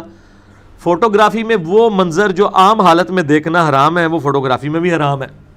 اگر کوئی بیہودہ تصویریں بناتا ہے اور اسی طریقے سے جو ہے وہ مرد و عورت کا اختلاط ہے, اور وہ ویڈیو جو ہے وہ فیملی ویڈیوز نہیں رہتی ہیں, باہر تک جاتی ہیں, وہ تو یقیناً غلط ہے. باقی اگر یعنی شادی بیاہ کی ویڈیو جو ہے وہ یعنی چند انہی لوگوں تک رہتی ہیں کہ جو رشتہ دار ہیں, اور آپ اس کو نیٹ کے اوپر نہیں چڑھاتے اور خطرہ نہیں ہے لیک ہونے کا, پھر تو معاملہ الگ ہے. اس طریقے سے میاں بیوی بھی مطلب اینیورسری کے اوپر ایک تصویر بنا لیتے ہیں اور بنا کے وہ اپنے پاس البم میں لگا لیتے ہیں, وہ تو ٹھیک ہے. لیکن اب وہ جناب نیٹ کے اوپر اس کی وہ ٹکر چلنے شروع ہو جاتے ہیں, پھر تو غلط ہے. یا فیس بک کے اوپر کوئی تصویریں اس قسم کی اپنی فیملی کی شیئر کرواتا ہے, وہ تو بالکل غلط ہے. اور مرد و عورت کا اختلاط بھی ہونا اور اس بنیاد کے اوپر یہ جو کچھ تماشے ہو رہے ہوتے ہیں, یہ تو بالکل غلط ہے جی. میت کا چہرہ دیکھنا اور قبر پر مٹی ڈالنا کتنا ضروری ہے. سنت ہے جی, بخاری مسلم میں حدیث ہے کہ نبی صلی اللہ علیہ وآلہ وسلم نے فرمایا کہ جس شخص نے جنازہ پڑھا کسی مسلمان کا, اس کو 1 قرات اجر ملے گا, یعنی احد پہاڑ کے برابر, اور جس نے پھر اس کو دفنایا بھی اس کو 2 قرات اجر. عبداللہ بن عمر کو یہ حدیث نہیں پتہ تھی, جب ان کو بعد میں پتہ چلی تو ان کا او ہو, ہم نے تو کتنے احد پہاڑ کے برابر ثواب ضائع کر دیا کہ ہم تو جنازہ پڑھ کے ہی چلے جاتے تھے. دفناتے نہیں تھے، پھر وہ دفنانے تک ساتھ رہتے تھے. پھر ابو داؤد میں حدیث ہے جب بھائی کو دفنا چکو تو اس کی قبر کے سوالوں کی استقامت کے لیے دعا کرو. قبر پہ جا کے دعا کرنی ہوگی، جنازے کے فوراً بعد ہی دعا ثابت نہیں ہے. صحیح مسلم میں حدیث ہے عمر بن عاص کی موت کا وقت جب قریب آیا انہوں نے کہا میری قبر پہ اتنی دیر بیٹھے رہنا دفنانے کے بعد جتنی دیر ایک اونٹ کو نہر کر کے اس کا گوشت تقسیم کیا جاتا ہے، تاکہ میں اپنی قبر کے ساتھ مانوس ہوں اور منکر نکیر کے سوالات کے جوابات دے سکوں. یہ صحیح مسلم میں 315 نمبر حدیث ہے صحیح مسلم میں. یہ آپ دیکھ سکتے ہیں جا کے کتاب الایمان چیپٹر کے اندر 315 ہے یا 317 ہے. قبر پہ مٹی ڈالنا سنت ہے اور چہرہ دینا بھی سنت ہے. صحیح بخاری و مسلم کے اندر حدیث موجود ہے کہ جب نبی صلی اللہ علیہ وآلہ وسلم کی وفات ہوئی تو سیدنا ابوبکر آئے سیدہ عائشہ کے حجرے میں، کفن چہرے مبارک سے اٹھایا، بلکہ بوسہ بھی دیا. میت کو بوسہ بھی دینا سنت ہے. ٹھیک ہے، میت کو بوسہ بھی دے سکتے ہیں، چہرہ دیکھ بھی سکتے ہیں، بالکل دیکھنا چاہیے. لیکن وہ بعض لوگ دفنانے کے بعد صرف چہرہ چھوڑ دیتے ہیں 2 دن کے لیے، وہ غلط ہے. دفنانے سے پہلے اور مٹی ڈالنا بھی سنت ہے، اور اس میں وہ دعا بھی ہے صحیح سند کے ساتھ، بسم اللہ وعلی ملت رسول اللہ صلی اللہ علیہ وآلہ وسلم. مشکات میں آپ کو کتاب الجنائز چیپٹر میں یہ مل جائے گی، پہلی جلد کے اندر 3 مٹھیاں بھر کے بسم اللہ وعلی ملت رسول اللہ، اللہ کے نام کے ساتھ اور رسول اللہ کی ملت کے اوپر. باقی سنن الکبریٰ البیہقی کے اندر ایک روایت ہے کہ وہ پاؤں والی سائیڈ کے اوپر سورۃ البقرہ کا پہلا رکوع اور سہرانے جو ہے وہ آخری رکوع تلاوت کرنا، وہ روایت بہت کمزور ہے، اس میں مجہول راوی ہے، وہ ثابت نہیں ہے. بلکہ قبر کے اوپر استقامت کی دعا کی جائے قبر کے سوالات کے لیے. جنبی حالت میں کسی چیز کو ہاتھ لگانا یا ذکر کرنا بالکل درست ہے. مسئلہ نمبر 42 میرا ریکارڈ ہے. میں نے بتایا کہ یہ جنبی ہونا یہ حقیقی نجاست نہیں ہے، حکمی نجاست ہے. حقیقی نجاست تو وہی ہے جتنے جسم کے حصے کے اوپر وہ گندگی لگی ہوئی ہے، باقی جسم تو پاک ہے آپ کا، حکمن ناپاک ہے. جیسے کہ ایک بندے کا وضو نہیں ہے، کیا آپ اسے ناپاک کہیں گے؟ لیکن نماز کے لیے وہ ناپاک ہے، نماز کے لیے وضو پروٹوکول ہے. ٹھیک ہے، اس لیے غسل کو بھی اتنا ڈیلے کرنا کہ نماز قضا ہو جائے یہ حرام ہے. ادروائز ڈیلے کر لیں تو جامع ترمذی میں ہے کہ نبی علیہ السلام بعض اوقات غسل جنابت عشاء کے وقت کر لیتے تھے، بعض اوقات صبح کے وقت کرتے تھے فجر داخل ہوتے وقت. یہ جو کہتے ہیں جی اتنی دیر ڈیلے نہیں کر سکتے اور وہ جناب اور طرح کے معاملات، میرا یوٹیوب پر کلپ بھی ہے کیا غسل جنابت کو ڈیلے کیا جا سکتا ہے؟ ہاں کیا جا سکتا ہے. اور وہ جو روایت ہے کہ جی وہ فرشتے اس گھر میں نہیں آتے، وہ روایت کمزور ہے. البتہ کتے اور تصویر والا معاملہ ہے کہ اس گھر میں فرشتے نہیں آتے، اور وہ بھی کتا اگر شکاری یا حفاظت کے علاوہ والا کتا ہو شو کیا. اور تصویر بھی اگر ڈومیننٹ جگہ پہ لگی ہے، اگر تصویر آپ کے البم میں لگی ہے یا نوٹوں پہ ہے، وہ تو ڈومیننٹ نہیں، نہ تعظیم کے لیے لگی ہوئی ہے، اس کے اوپر کوئی مسئلہ نہیں ہے. تو جنبی حالت میں آپ ذکر کر سکتے ہیں. صحیح مسلم میں حدیث ہے، عائشہ سے پوچھا گیا کہ نبی علیہ السلام کیا حالت جنابت میں بھی یعنی اللہ کا ذکر کرتے تھے؟ انہوں نے کہا ہر حال میں کرتے تھے. آپ سارے ذکر اذکار کر سکتے ہیں، ذکر کے لیے کوئی پروٹوکول نہیں ہے. قرآن چھونے کے لیے، نماز پڑھنے کے لیے غسل کا پروٹوکول ہے. جامعہ ترمذی میں حدیث ہے مولا علی رضی اللہ تعالیٰ عنہ علیہ السلام سے کہ نبی علیہ السلام کو حالت جنابت کے علاوہ کوئی حالت قرآن پڑھنے سے مانع نہیں ہوتی تھی. یعنی بغیر وضو کے بھی آپ قرآن پڑھ لیا کرتے تھے، زبانی پڑھ سکتے ہیں. البتہ جس پہ غسل فرض ہے وہ قرآن نہیں پڑھ سکتا. اس طریقے سے حیض والی عورت بھی ذکر اذکار کر سکتی. قرآن کے جتنے اذکار اور دعائیں ہیں، سبحان اللہ الحمدللہ بھی قرآن میں ہے، اذکار کے طور پہ کر سکتے ہیں. کیا مولا علی علیہ السلام نے 6 ماہ تک جب تک حضرت سیدہ فاطمہ کی وفات نہیں ہوئی ابوبکر رضی اللہ تعالیٰ عنہ علیہ السلام کی بیعت نہیں کی؟ بالکل یہ صحیح ہے، بخاری مسلم میں موجود ہے. مسئلہ نمبر 55B میرا موجود ہے. سیدنا علی کو یہ کلک تھا کہ سیدنا ابوبکر رضی اللہ تعالیٰ عنہ اور سیدنا عمر رضی اللہ تعالیٰ عنہ نے مجھے خلافت کے مشورے میں شامل نہیں کیا. حضرت ابوبکر کے خلیفہ بننے پہ ان کو کوئی اعتراض نہیں تھا، وہ بخاری میں موجود ہے. انہوں نے کہا کہ آپ نے اہل بیت کو مشورے میں شامل کیوں نہیں کیا؟ اس پہ حضرت ابوبکر رو پڑے اور پھر حضرت علی نے کہا بس. اور اس میں الفاظ ہیں، حضرت علی نے کہا کہ اے ابوبکر، اللہ نے جو آپ کو ہم پہ فضیلت دی ہے، ہم آپ سے کوئی جیلس نہیں کرتے، لیکن آل محمد صلی اللہ علیہ وآلہ وسلم کو جو آپ نے مشورے میں شامل نہیں کیا ثقیفہ بنی ساعدہ والے مسئلے میں، تو اس کا ہمیں قلق ہے. تو اس پہ حضرت ابوبکر رو پڑے. ان کا اللہ کی قسم مجھے نبی علیہ السلام کے گھر والے اپنوں سے زیادہ عزیز ہیں. پھر حضرت علی نے کہا میرا آپ سے کوئی اختلاف نہیں. پھر کہا کہ میں اعلانیہ آپ کی بیعت کروں گا. اگلے دن پہلے حضرت ابوبکر ممبر پہ چڑھے اور انہوں نے حضرت علی کی تعریف کی اور ان کی بیعت میں ڈلے کی وجوہات بتائیں، اور پھر سیدنا علی چڑھے اور انہوں نے اعلانیہ بیعت کی اور سارے مسلمان پھر خوش ہو گئے. لیکن یہ 6 مہینے کا عرصہ تھا. اب یہ پورا ایک پنڈورا باکس ہے، 5 منٹ میں نہیں سمجھایا جا سکتا. 55B میرا مسئلہ ہے. وصی رسول کون ہے اور حدیث قرطاس کا تحقیقی جائزہ، جسے شوق ہو تو وہ ضرور دیکھیں۔ کیا فرض نماز ایک سے زیادہ جگہ پر ادا کی جا سکتی ہے؟ اب اس سے کیا مراد ہے کہ فرض نماز کو ہی بار بار پڑھنا ہے، یا فجر کی نماز بریلویوں کے پیچھے، دیوبندیوں کے پیچھے، ظہر عصر جو ہے وہ اہل حدیث کے پیچھے، مغرب شیعہ کے پیچھے؟ یہ اگر کوئی پوچھ رہا ہے تو پڑھیں جی، جدھر مرضی پڑھیں، اور نمازوں کو بار بار رپیٹ کرنے کی کوئی ضرورت نہیں ہے۔ اگر آپ رپیٹ بھی کریں گے تو ایک آپ کی فرض کاؤنٹ ہوگی، باقی نفلی ہوں گی۔ تو میں نے دونوں طریقے سے جواب دے دیا، اس میں مطلب احادیث موجود ہیں، بخاری مسلم میں موجود ہے۔ حذیفہ ابن یمان کہتے ہیں معاذ ابن جبل کہ میں نبی علیہ السلام کے پیچھے عشاء کی نماز پڑھتا تھا، پھر اپنی قوم میں جا کے عشاء کی امامت کرواتا تھا۔ اس کے اوپر امام بخاری نے باب باندھا ہے کہ متنفل کے پیچھے مفرض کی نماز درست ہے، یعنی جو فرض پڑھنے والا ہے وہ نفل جس نے نیت کیا ہے اس کے پیچھے نماز پڑھ سکتا ہے۔ رشوت کس حد تک جائز ہے؟ کیونکہ کچھ کام رشوت تو لینے والا اور دینے والا دونوں ہی جو ہے وہ دوزکی ہیں۔ ابو داؤد ابن ماجہ کے اندر روایت موجود ہے سخت۔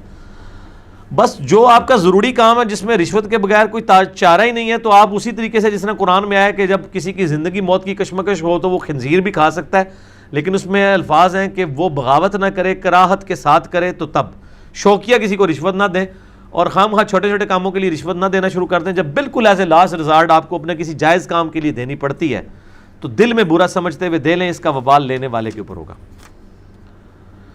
فجر کی نماز کے بعد اور سورج طلوع ہونے سے پہلے قضا نمازیں ادا کر سکتے ہیں؟ بالکل، سب کے نزدیک کر سکتے ہیں، حنفیوں کے نزدیک بھی کر سکتے ہیں۔ وہ صرف نفلی نماز کو منع سمجھتے ہیں، فجر کے فرائض کے بعد قضا نماز کو وہ بھی جائز سمجھتے ہیں۔ نبی علیہ السلام نے جو یعنی ممانعت ہے وہ تو 3 اوقات کے اندر ہے، جب سورج نکل رہا ہوتا ہے بالکل ٹکیا جب باہر آنے لگتی ہے 10 منٹ کا وہ، اور داہوہ کبرا جو دن کے وقت ہے، اور غروب سے جسٹ پہلے، لیکن غروب میں آسانی ہے کہ آپ اس وقت نماز عصر پڑھ سکتے ہیں، اور فجر کی بھی ایک رکعت اگر طلوع سے پہلے پا لی تو فجر کی نماز پا لی۔ بخاری مسلم میں موجود ہے، مسئلہ نمبر میرا 30 نمازوں کے اوقات پہ دیکھ لیں ڈیٹیل کے ساتھ۔ دولت کو جمع کرنا اور ذخیرہ اندوزی کرنا کس حد تک جائز ہے؟ ذخیرہ اندوزی تو اور چیز ہے، دولت جمع کرنا اور ہے۔ دولت جمع کرنا تو جائز ہے، ظاہر ہے، زکوٰۃ ہے ہی اس کے لیے جو دولت جمع کرے، اگر وہ زکوٰۃ دیتا ہے، پسندیدہ نہیں ہے۔ بخاری مسلم میں حدیث ہے، نبی علیہ السلام نے کہا اللہ محمد اور آل محمد کو بس اتنا ہی رزق دینا کہ ان کی روح اور جسم کا رشتہ برقرار رہے، البتہ کوئی زکوٰۃ دے لیتا ہے ٹھیک ہے۔ یہ جو بلیک مارکیٹنگ ہے نا، ذخیرہ اندوزی، یعنی بنیادی چیزوں کو ذخیرہ کر لینا کہ مارکیٹ میں اس کی قلت پیدا ہو جائے، یہ تو حرام ہے، اور اس سے کمائی بھی حرام ہے۔ البتہ ایسی چیزیں ذخیرہ کر لینا کہ جو بنیادی نیڈ نہیں ہے اور بعد میں اس کی قیمت مہنگی ہوتی ہے اور آپ بیچ دیتے ہیں تو وہ جائز ہے، اس میں تو کوئی مسئلہ نہیں ہے۔ اور یہ جو پبلک میں مشہور ہے کہ جو مال بغیر محنت کے آ جائے وہ حرام ہے، بالکل جھوٹی بات ہے۔ ایک بندے نے سونا لیا 10 تولے 2001 کے اندر، اس وقت 5-6 ہزار روپے جو ہے وہ تولا تھا، آج اگر وہ 50,000 سے کراس کر چکا ہے تو بغیر محنت کے وہ اتنے گنا ہو چکا ہے، تو اس میں تو کوئی مسئلہ نہیں ہے۔ سلیپنگ پارٹنر بھی ہو سکتے ہیں۔ بخاری مسلم میں ہے کہ زمین جو ہے صحابہ کرام نے کرائے پہ یہودیوں کو دی ہوئی تھی، محنت یہودی کرتے تھے، کمائی دونوں تقسیم کرتے تھے، تو یہ بات ہی بالکل غلط ہے۔ نظروں کی حفاظت کتنی ضروری ہے، کیسے بچا جائے بے حیائی؟ ہاں، غض بصر، پہلی نظر غلطی سے پڑ جانے کا مطلب کیا ہے؟ اس پہ میرا یوٹیوب پہ کلپ ہے کہ کیا پہلی نظر معاف ہے؟ مسئلہ نمبر 161A ہے، نظروں کی حفاظت غض بصر، یعنی نظر کو جھکا کے رکھنا۔ تو پہلی نظر سے مراد یوں کر کے دیکھنا نہیں ہے، پہلی نظر سے مراد ہے آپ کو پتہ چل گیا کہ سامنے اس طرح ہے اور بس وہ آپ کی پہلی نظر ہوگی، اب آپ دانستہ اس کے اوپر نظر نہ اٹھائیں، یہ حرام ہے۔ اور نظروں کی حفاظت بہت ضروری ہے جی، ظاہر ہے کہ یہ بھی بخاری مسلم میں حدیث ہے، آنکھیں بھی زنا کرتی ہیں اور دل بھی زنا کرتا ہے اور کان بھی زنا کرتے ہیں، پاؤں بھی زنا کرتے ہیں، ہاتھ بھی زنا کرتے ہیں، شرمگاہ اس کی تصدیق کرتی ہے۔ مسئلہ 161A میرا نظروں کی حفاظت کے اوپر اور 161B پردے کے اوپر ہے، وہ دیکھ لیں۔ میں نے سنا ہے کہ جس حدیث میں پیغمبر صلی اللہ علیہ وسلم نے صف میں اکیلے آدمی کی نماز کو پڑھنے کا حکم دیا تھا کیونکہ اگلی صف میں جگہ موجود تھی، ایسی بات نہیں ہے میرے بھائی، اتنا سیدھا مسئلہ نہیں ہے، اس کے اوپر محدثین میں بڑا سخت اختلاف پایا جاتا ہے۔ اگلی صف میں اگر جگہ موجود ہو اس کے باوجود کوئی پچھلی صف میں نماز پڑھے تو یہ حنفیوں کی مسجدوں میں آپ یہ عام منظر دیکھ سکتے ہیں، یہ بھی ہو رہا ہوتا ہے۔ اگر انہوں نے یہ جھوٹی ایکسکیوز پیش کی ہے تو اس کے اوپر تو کوئی اختلاف ہی نہیں ہے۔ اکیلا پیچھے نماز نہیں پڑھے گا، جماعت کا ایک پروٹوکول ہے، جماعت میں آپ نے یعنی اکٹھے ہونا ہے، ایون 2 بندے ہوں گے تو جماعت قائم کریں گے وہ بھی ساتھ ساتھ کھڑے ہوں گے، اگر اکیلا صف میں پیچھے بندہ ہے تو ابو داؤد ترمذی ابن ماجہ کے اندر حدیث موجود ہے، اس کی نماز نہیں ہوگی، وہ آگے سے کسی کو پیچھے لے آئے گا، لیکن وہ اگلے لوگ ایجوکیٹ بھی ہونے چاہیے۔ تو عموماً یہی ہوتا ہے، اکیلے کی بہت کم ہی نوبت آتی ہے، کوئی نہ کوئی آگے شامل ہو جاتا ہے۔ بہرحال اکیلے بندے کی نماز صف میں نہیں ہوگی، آگے سے کسی کو پیچھے کر لے، جو بالکل امام کے پیچھے اس کو پیچھے کر لے، اور ان کو بھی ایجوکیٹ ہونا چاہیے، باقی ساتھ والے پھر مل کے صف کو سیدھا کر لیں تو نماز درست ہو جائے گی۔ اور بسا اوقات یہ بھی ہوتا ہے کہ لوگ ایجوکیٹ نہیں ہوتے ہیں، شوق ان کو بہت ہوتا ہے امام کے پیچھے کھڑے ہونے کا، لیکن صحیح بخاری میں حدیث ہے، نبی علیہ السلام فرمایا جن کو قرآن زیادہ ہے، دین کا زیادہ علم ہے، وہ میرے پیچھے کھڑے ہوا کریں، ورنہ مجھے بھی قرآن پڑھنے میں جو ہے وہ دقت ہو جاتی ہے، ظاہر ہے وہ پھر وہ روحانیت نہیں نہ رہتی۔ تو یہاں پہ جو جتنا بڑا کوئی چودھری ہے اس کو شوق ہوتا ہے پیچھے کھڑے ہونے کا، اور اگر امام کا وضو ٹوٹ جائے تو اس چودھری صاحب کو آگے کر کے امام صاحب اپنے مسئلے پہ کھڑا کر سکتے ہیں؟ نہیں۔ تو امام کے ایگزیکٹ پیچھے وہ لوگ ہونے چاہیے کہ آگے بڑھ کے نماز پڑھا سکے۔ صحیح بخاری میں آتا ہے کہ سیدنا عمر رضی اللہ تعالیٰ عنہ کو جب زخم لگا تو سعد ابن ابی وقاص، سیدنا عبد الرحمن بن عوف بالکل پیچھے نماز پڑھ رہے تھے، نماز سیدنا عمر تو گر پڑے، کچھ صاحب نے ان کو سنبھالا، اور سیدنا عبد الرحمن بن عوف آگے مسلح پہ گئے، انہوں نے نماز مختصراً پڑھا کے نماز مکمل کی، نماز توڑی نہیں ہے۔ اب یہاں پہ کس کی کیپیبلٹی ہے کہ وہ آگے بڑھ کے نماز پڑھائے؟ میرا خیال ہے امام کا وضو ٹوٹ جائے تو سارے ایک دوسرے تکڑنا شروع کر دیں گے، اس امام سے پیچھے وہ بھی ٹور پاؤں، ٹھیک ہے جو آنا ہے تو دوبارہ نیت کرنا ہے۔ تو اس طرح کے لوگ نہیں ہونے چاہیے امام کے پیچھے، ان کو امام کو ضرورت ہی نہیں کہ وہ آگے کسی کو کھڑا کرے، وہ پیچھے ایسے لوگ ہی پہلے ہی کھڑے ہونے چاہیے کہ جب وضو امام کا ٹوٹ جائے تو وہ آگے بڑھ کے تو نماز کو مکمل کریں۔ کیا چیز؟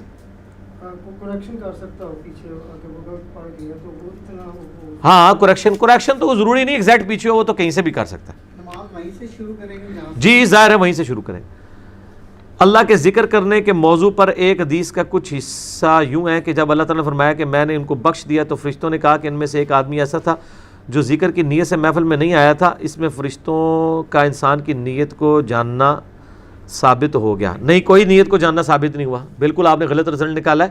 اس طرح کی نیتیں تو ہم بھی جان لیتے ہیں، وہ اس لیے کہ ایک بندہ یہاں سے بازار روٹی لینے گیا ہے اور راستے میں کوئی درس قرآن کی محفل ہو رہی ہے اور وہ 2 منٹ کے لیے اس درس قرآن کی محفل میں بیٹھ جاتا ہے، تو میں نے کہا مجھے علم غیب ہو گیا ہے کہ جی وہ میں کہوں کہ جی یہ تو روٹی لینے کے لیے آیا تھا، یہ راستے میں رک گیا۔ ایسا تو نہیں ہے، علم غیب نہیں، ظاہری اسباب میں پتہ ہے کہ وہ اس کام کے لیے گیا تھا۔ تو فرشتے چونکہ نامہ اعمال لکھ رہے ہوتے ہیں، ان کو وہ پتہ ہوتا ہے یہ کس کام کے لیے جا رہا ہے، تو وہ بھی ظاہری اعمال کو دیکھتے ہیں، فرشتے غیب کو نہیں جانتے۔ ورنہ تو صحیح مسلم میں حدیث ہے کہ قیامت الدین ایک سخی کو، ایک شہید کو، ایک قاری کو بلایا جائے گا، تو وہ سخی قاری شہید کے تو نامہ اعمال میں اتنی ڈھیروں نیکیاں لکھی ہوئی ہوں گی، لیکن اللہ تعالیٰ فرمائے گا کہ تو نے تو اس لیے سخاوت کی کہ لوگ تجھے امیر کہیں، دنیا میں لوگوں نے کہہ لیا میرے ہاں کوئی اجر نہیں، دوزخ میں۔ قاری کو کہا جائے گا تو نے اس لیے قرآن پڑھا اور سکھایا کہ لوگ تجھے کہ بہت بڑا قرآن کا قاری ہے، دوزخ میں پھینک دیا جائے گا۔ شہید کو کہا جائے گا کہ تو نے اس لیے سارے معاملات کیے، لوگ تجھے بڑا بہادر کہیں، تو دنیا میں تعریف ہو گئی، دوزخ میں پھینک دیا جائے گا۔ تو نامہ اعمال میں نیکیاں لکھی ہوئی ہوں گی نا، تو فرشتوں کو تو نہیں پتا کس نیت سے کر رہا ہے۔ یہ جو حدیث ہے نا، یہ صحیح مسلم میں موجود ہے، بخاری میں بھی موجود ہے، اور میرا ایک کلپ ہے یوٹیوب کے اوپر، قرآن خوانی کا ثبوت۔ ایسی قرآن خوانی جو نئی دکان بنانے کے لیے ہو یا نئے مکان کے اندر شفٹ کرنے کے لیے، اس کا میں نے اجتہاد کیا۔ باقی سال ثواب والی قرآن خوانی تو کوئی ثابت نہیں ہے، یہ تو ایگزیجریشن ہے دین کے اندر۔ مسئلہ نمبر 74 میرا ریکارڈڈ ہے سال ثواب کے اوپر، تو اسی میں یہ حدیث ہے کہ وہ لوگ وہ ذکر قرآن کی، اللہ کی محفلیں نہیں ہیں، قرآن کے درس کی محفلیں، اس میں ایک بندہ ویسے ہی ساتھ شامل ہو جاتا ہے کہ چلو میں ان نیک لوگوں کے ساتھ بیٹھوں، تو اللہ تعالیٰ ان کی برکت سے اس کو بھی بخش دیتا ہے۔ بالکل ٹھیک ہے، پہلے تو وہ محفلیں لے کے آئے نا، آپ نے جو محفلیں بنائی ہوئی ہیں ان میں تو محفل کرنے والا، کروانے والے، ان کی پتہ نہیں آخرت کا کیا معاملہ ہے، سارے بدعت کے اوپر مبنی کام کیے ہوئے ہیں۔ درس قرآن کی جو محفلیں جس میں توحید سکھائی جا رہی ہے، سنت سکھائی جا رہی ہے، یہ اس کی برکتیں ہیں۔ ہاں تو وہ ٹھیک ہے، وہاں پہ تو ہیں برکتیں۔ تو فرشتے نیت نہیں جانتے ہیں ان کی، بلکہ فرشتے دیکھتے ہیں کہ وہ ایک کام سے جا رہا تھا، راستے میں رک گیا۔ یہ تو نہیں ہوتا کہ بندہ گھر سے نکلتا ہے اور بغیر ارادے کے نکل جاتا ہے جی میں کس لیے جا رہا ہوں، ظاہر ہے گھر میں کوئی ڈسکشن ہے، کسی کام کی نیت سے باہر نکلا ہے ڈسکشن کرنے کے لیے، یہ نٹی گٹی بیچ میں سے نکالیں۔ اگر فرشتوں کو کچھ پتا ہوتا تو قرآن میں جو سورۃ البقرہ میں ہے کہ آدم علیہ السلام کو اللہ نے ہر چیز کے نام سکھا دیے، فرشتوں کو تو نہیں آئے۔ یہاں تو آپ دل کی حال کی بات بتا رہے ہیں، اللہ نے چیزیں سامنے رکھی ہیں کہ بتاؤ ان کے نام کیا ہیں، تو ان کو نہیں آئے، آدم علیہ السلام کو آ گئے۔ تو علم غیب اگر ان کو ہوتا تو آ جاتے، بالکل غلط ہے دین کے نام پہ یا سیاست کے نام پہ ریلیاں نکال کے روڈ بلاک کرنا اور عوام کو تنگ کرنا کیسا ہے؟ بالکل حرام ہے جی. ایسی روڈ بلاک کرنا کہ جس سے لوگ تنگ ہوں تو بالکل حرام ہے. اس میں تو کوئی دوسری رائے نہیں. اور یہ سارے کہتے ہیں جنہوں نے بلاک کی ہوتی ہے نا, وہ بھی کہتے ہیں. بہرحال انڈیا, پاکستان, بنگلہ دیش میں تو اس وقت تک پروٹیسٹ ریکارڈ ہی نہیں ہوتا لوگوں کے دماغ میں, اور لوگ اس کو سمجھتے ہیں کہ وہ دینی ایکٹیویٹی پرفارم ہی نہیں ہوئی جب تک کہ آپ روڈ بلاک کر کے لوگوں کو تکلیف نہ دیں, شیشے نہ توڑ دیں, بینک نہ لوٹ لیں. تو یہ سب کچھ جذباتی ڈاکٹرائن چل رہی ہے, اس کا تو کوئی علاج نہیں ہے. ان کو ہی سمجھانا چاہیے. کوئی ایسی ریلیاں نکالیں. میں تو قطعاً کسی میلاد کے جلوس کا, محرم کے جلوس ہوں یا اور سیاسی جلوس ہوں, میں تو قطعاً ان کے حق میں نہیں ہوں. جلوس نہیں ہونے چاہیے, پروگرام کریں کنٹرول انوائرمنٹ کے اندر, سیکیورٹی کے پوائنٹ آف ویو سے بھی, اور روڈز کو بلاک نہ کریں.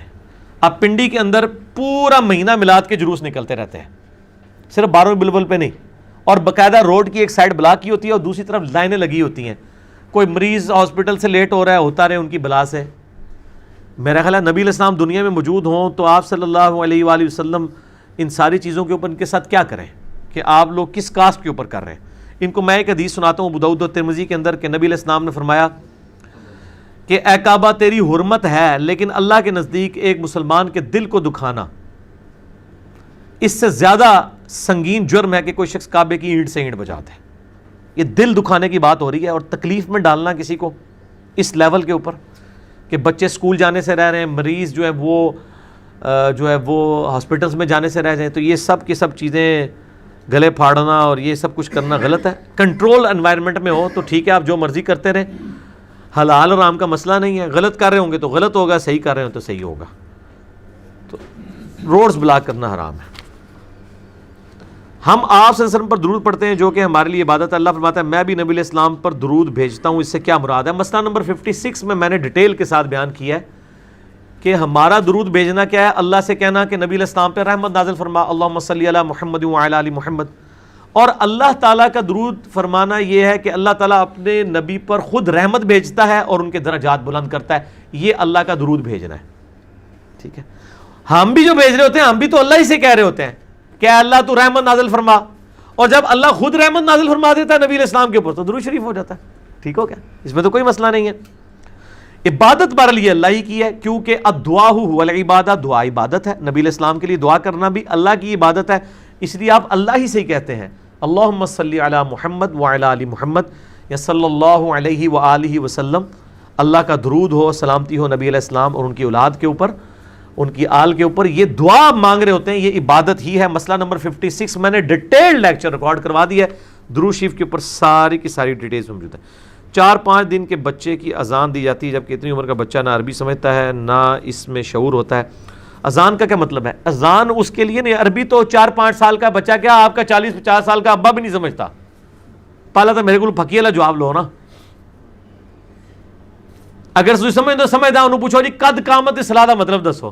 میں بھی شعار اللہ اکبر کا مطلب نہیں پوچھاں گا, دسو قد قامت الصلاۃ. یہ برکت کے لیے ہے. چھوٹے بچوں کو دم بھی ڈالا جاتا ہے نا, وہ اس لیے نہیں کہ ان کو مطلب آتا ہے, اس کی برکت سے اللہ تعالیٰ اس کے اوپر رحمت نازل فرماتا ہے. اذان کے اوپر اجماع اور عملی تواتر ہے کہ بچے کے کان میں اذان, کان سے مراد یہ نہیں ہے کہ وہ ایسے رکھ کے تو وہ بنا کے تو اس طریقے سے اذان دے رہے ہوتے ہیں کان میں. آپ پاس کھڑے ہو کے بس قبلہ رخ کھڑے ہو کے اذان دے دیں.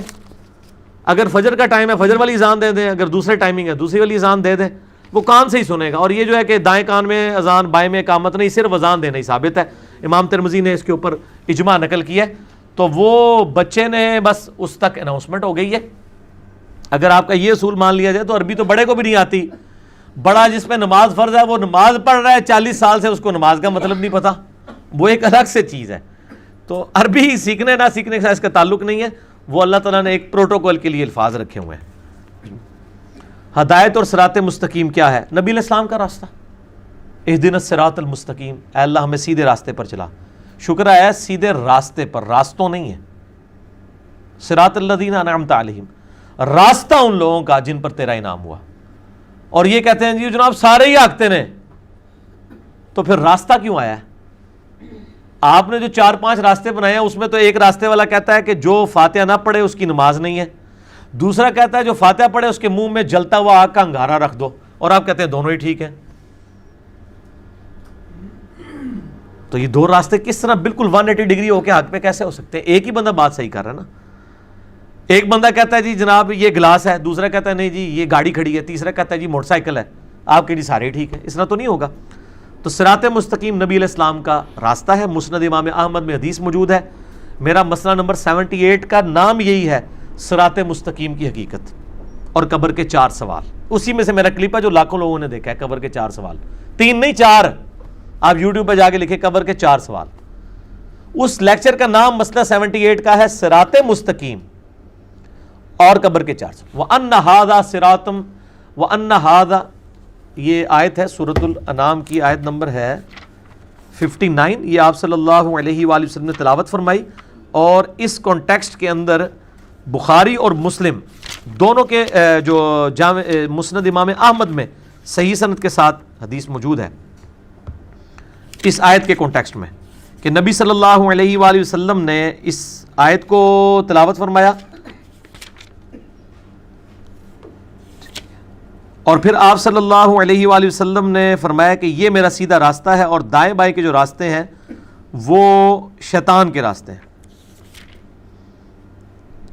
یہ آیات جب آئی تھی نا تو میں نے اس کے اوپر مسئلہ 78 ریکارڈ کرایا تھا, تو میں آپ کو بتا دیتا ہوں.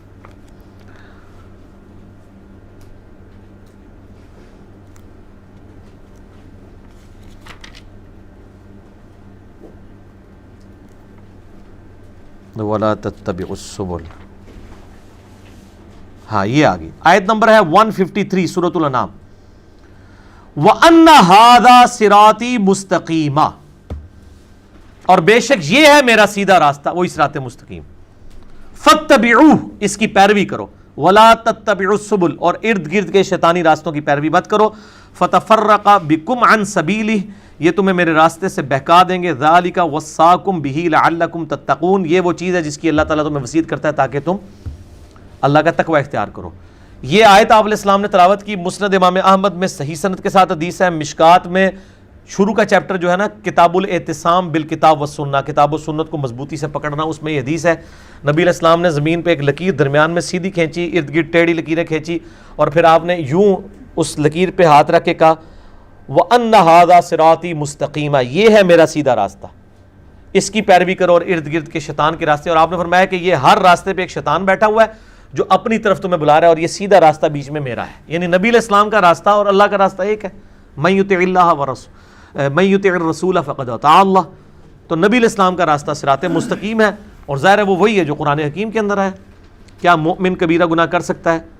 کبیرہ گناہ کرنے والا مومن ہو سکتا ہے؟ بالکل کر سکتا ہے. مومن صحابہ کرام علیہم رضوان سے بھی کبیرہ گناہ ہوئے ہیں, شراب نوشی, زنا اور باقی گناہ بھی ثابت ہیں. تو یہ نہیں ہے کہ وہ مسلمان یا مومن نہیں تھے, لیکن جس وقت وہ عمل کر رہا ہوتا ہے, صحیح مسلم میں حدیث ہے, جب کوئی شخص زنا کرتا ہے تو اس ایک لمحے میں وہ مومن نہیں رہتا, ایمان اس میں سے نکل کے اس کے سر پہ منڈلانا شروع کر دیتا ہے.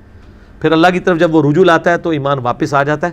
تو توبہ کرنی چاہیے, اور گناہ تو ہو سکتا ہے, مطلب اس میں تو کوئی ایسا مسئلہ نہیں ہے کہ گناہ نہ ہو.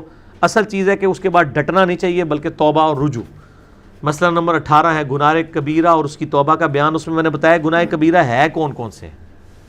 قرآن حکیم میں بھی بیان ہوئے ہیں, قتل نہ حق, زنا, چوری, شراب نوشی, غیبت, جھوٹ, یہ سارے گناہ کبیرہ ہیں. میں نے کافی سارے گناہ کبیرہ قرآن حکیم اور بخاری مسلم سے مسئلہ نمبر 18 میں بتائیں.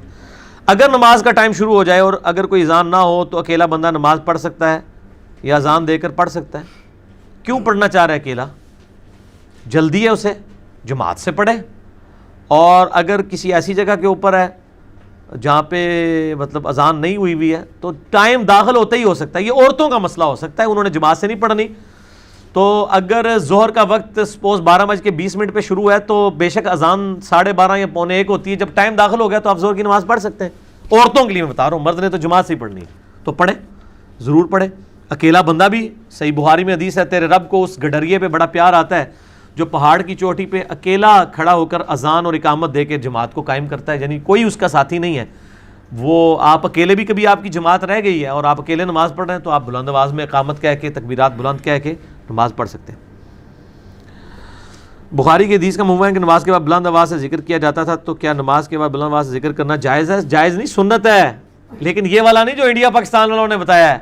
بخاری میں خالی بلند آواز کا ذکر نہیں ہے، بخاری مسلم میں حدیث موجود ہے کہ نبی صلی اللہ علیہ وآلہ وسلم، صحیح بخاری میں انٹرنیشنل نمبر کے مطابق 842 ہے اور صحیح مسلم میں 1316 ہے، ہمارے گرین کارڈ کے اوپر ٹاپ کے اوپر یہ ذکر لکھا ہے کہ ابن عباس کہتے ہیں کہ نبی علیہ السلام کا جماعت کا مکمل ہونا میں اللہ اکبر کی آواز سے، بلند ذکر کی آواز سے پہچانتا تھا۔ سلام پھیرتے ہی آپ کہیں گے اللہ اکبر، اس کے بعد آپ آہستہ آواز میں پڑھیں گے، صحیح مسلم میں آتا ہے 3 دفعہ استغفر اللہ استغفر اللہ استغفر اللہ اللہم انت السلام ومنک السلام تبارک یا ذا الجلال والاکرام، اس کا حوالہ صحیح مسلم 1334 ہے۔ اور یہ جو سعودیہ والوں نے ایک جو ہے وہ اور عرب کے لوگوں نے اس حوالے سے ایک دھوکہ دیا ہوا ہے، وہاں پہ جو اذکار کے آپ کو ملیں گے نا جو چھپے ہوئے کارڈ بھی اور بڑے بروشرز بھی، ان پہ اللہ اکبر نہیں لکھا ہوا ہوتا، 3 دفعہ استغفر اللہ لکھا ہوتا ہے اور نیچے اللہم انت السلام۔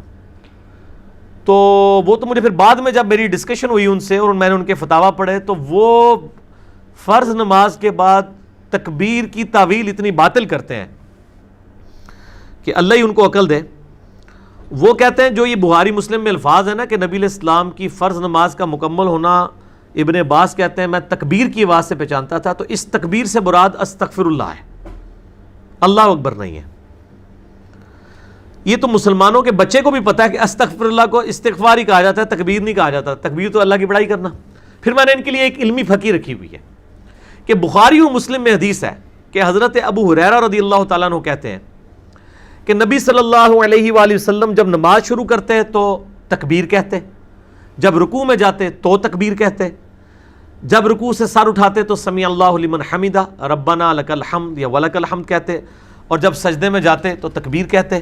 یوں 4 رکعتوں میں 22 دفعہ تکبیر کہتے۔ تو کیا وہ استغفر اللہ کہہ رہے ہوتے تھے؟ ادھر تو آپ بھی اللہ اکبر کہہ کے نماز شروع کرتے ہیں، تو نماز والی تکبیر اللہ اکبر ہے، دوسری تکبیر بھی اللہ اکبر ہی ہے فرض نماز کے بعد والی۔ تو یہ سعودیہ کے آپ کبھی بینرز دیکھیں گے آپ کو اللہ اکبر وہ بڑے چڑھتے ہیں، لیکن پاکستان میں ماشاءاللہ اہل حدیث نے نا ان کا جو ہے نا وہ مکو گول کیا ہے۔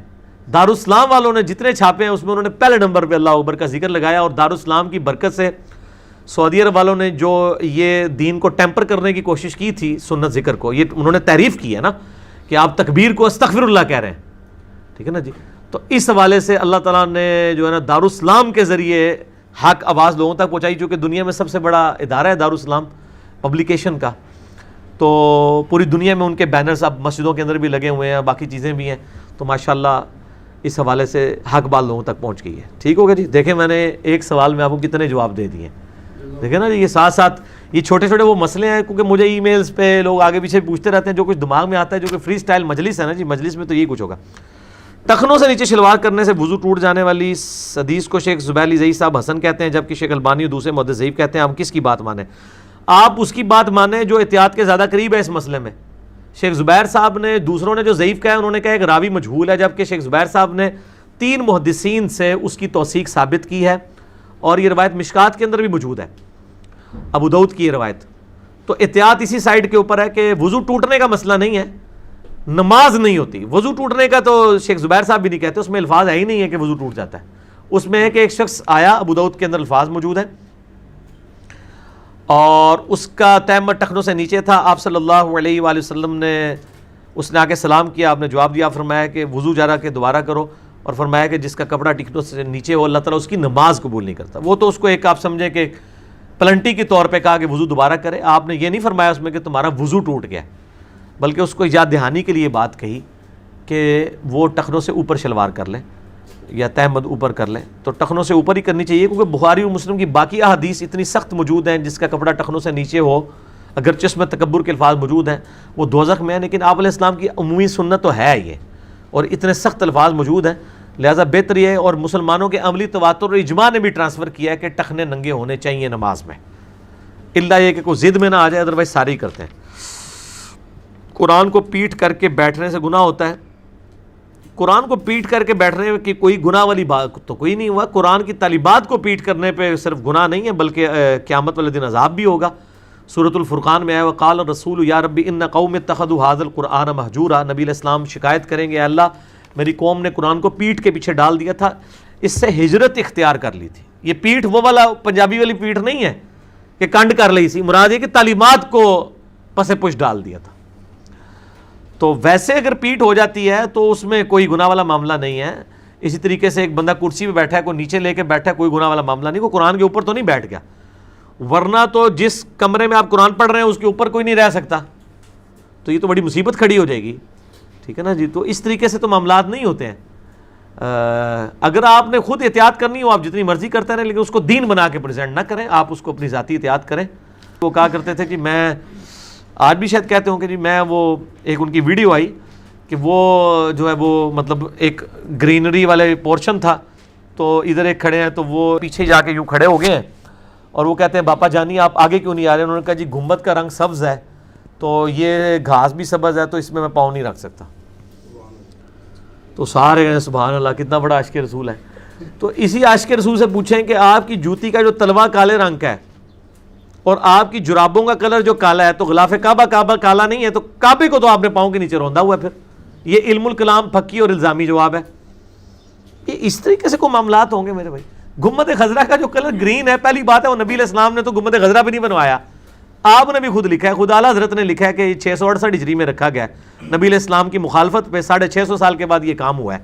حالانکہ گنبد کی ٹیکنالوجی قبل از مسیح تھی، کسی سے تابعی تبع تابعی نے کام نہیں کیا. حالانکہ تابعین کے دور میں قبۃ الصخرہ بن چکا تھا، ڈوم آف دا راک، وہ جو گولڈن ڈوم ہے، لیکن کسی نے نبی علیہ السلام کی قبر مبارک کے اوپر گنبد نہیں رکھوایا. مسئلہ نمبر 27 میرا اس حوالے سے ریکارڈڈ ہے، جسے شوق ہے گنبد خضرا مسجد نبوی مزارات کے اوپر دیکھ سکتا ہے.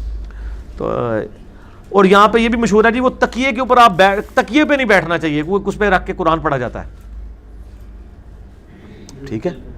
اس کی بکین کو دیکھیں. سنن ابی داؤد میں ایک حدیث ہے کہ نبی علیہ السلام کو یہودیوں نے ایک مدرسے میں بلایا کوئی زنا کے مقدمے کے فیصلے کے لیے. تو آپ صلی اللہ علیہ وآلہ وسلم نے ان کو تورات منگوائی کہ لاؤ تورات میں سے فیصلہ کرتے ہیں. اور آپ کے ساتھ ایک بندہ تھا جو تورات پڑھ سکتا تھا. آپ علیہ السلام کو تو یعنی وہ عبرانی زبان نہیں آتی تھی.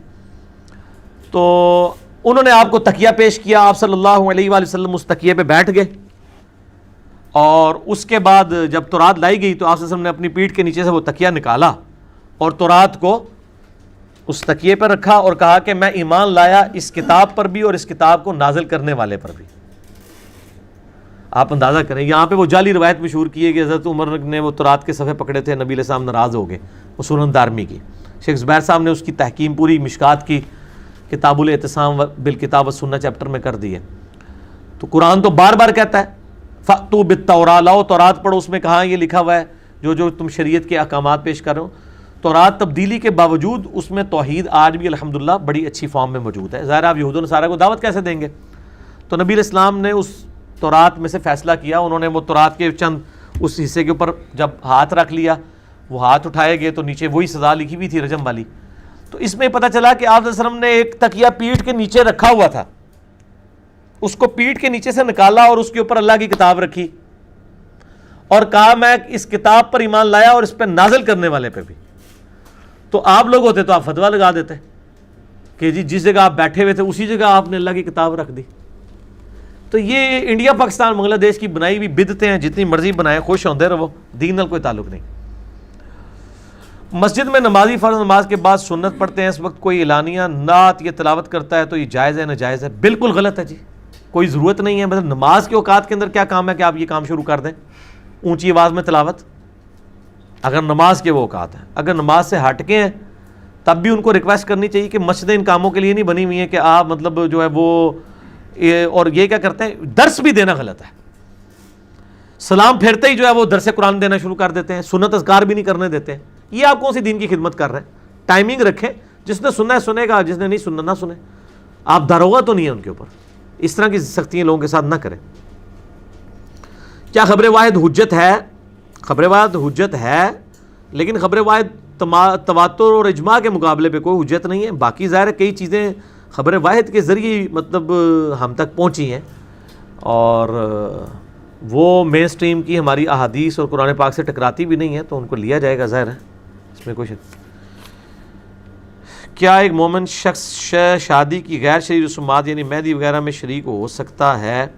پہلی بات یہ کہ شادی کی غیر شرعی رسم آپ نے مہندی کو کیسے ڈکلیئر کر دی ہے؟ شادی تو ٹوٹلی ایک سوشل چیز ہے اس میں غیر شرعی چیزیں وہی ہوں گی، مرد و عورت کا اختلاط، یہ غیر شرعی ہوگا۔ اگر مہندی کی رسم ہوتی ہے اور صرف اس میں لڑکیاں بیٹھی ہوئی ہیں اور لڑکی کو مہندی لگا دی جاتی ہے تو عورت کے لیے مہندی لگانا تو کوئی حرام نہیں ہے۔ یہ کلچرل چیزیں، کلچرل چیزوں کو دین کے ساتھ کبھی بھی کنٹراڈکشن نہیں کروانا چاہیے، یہ عقل کے ناخن لیں۔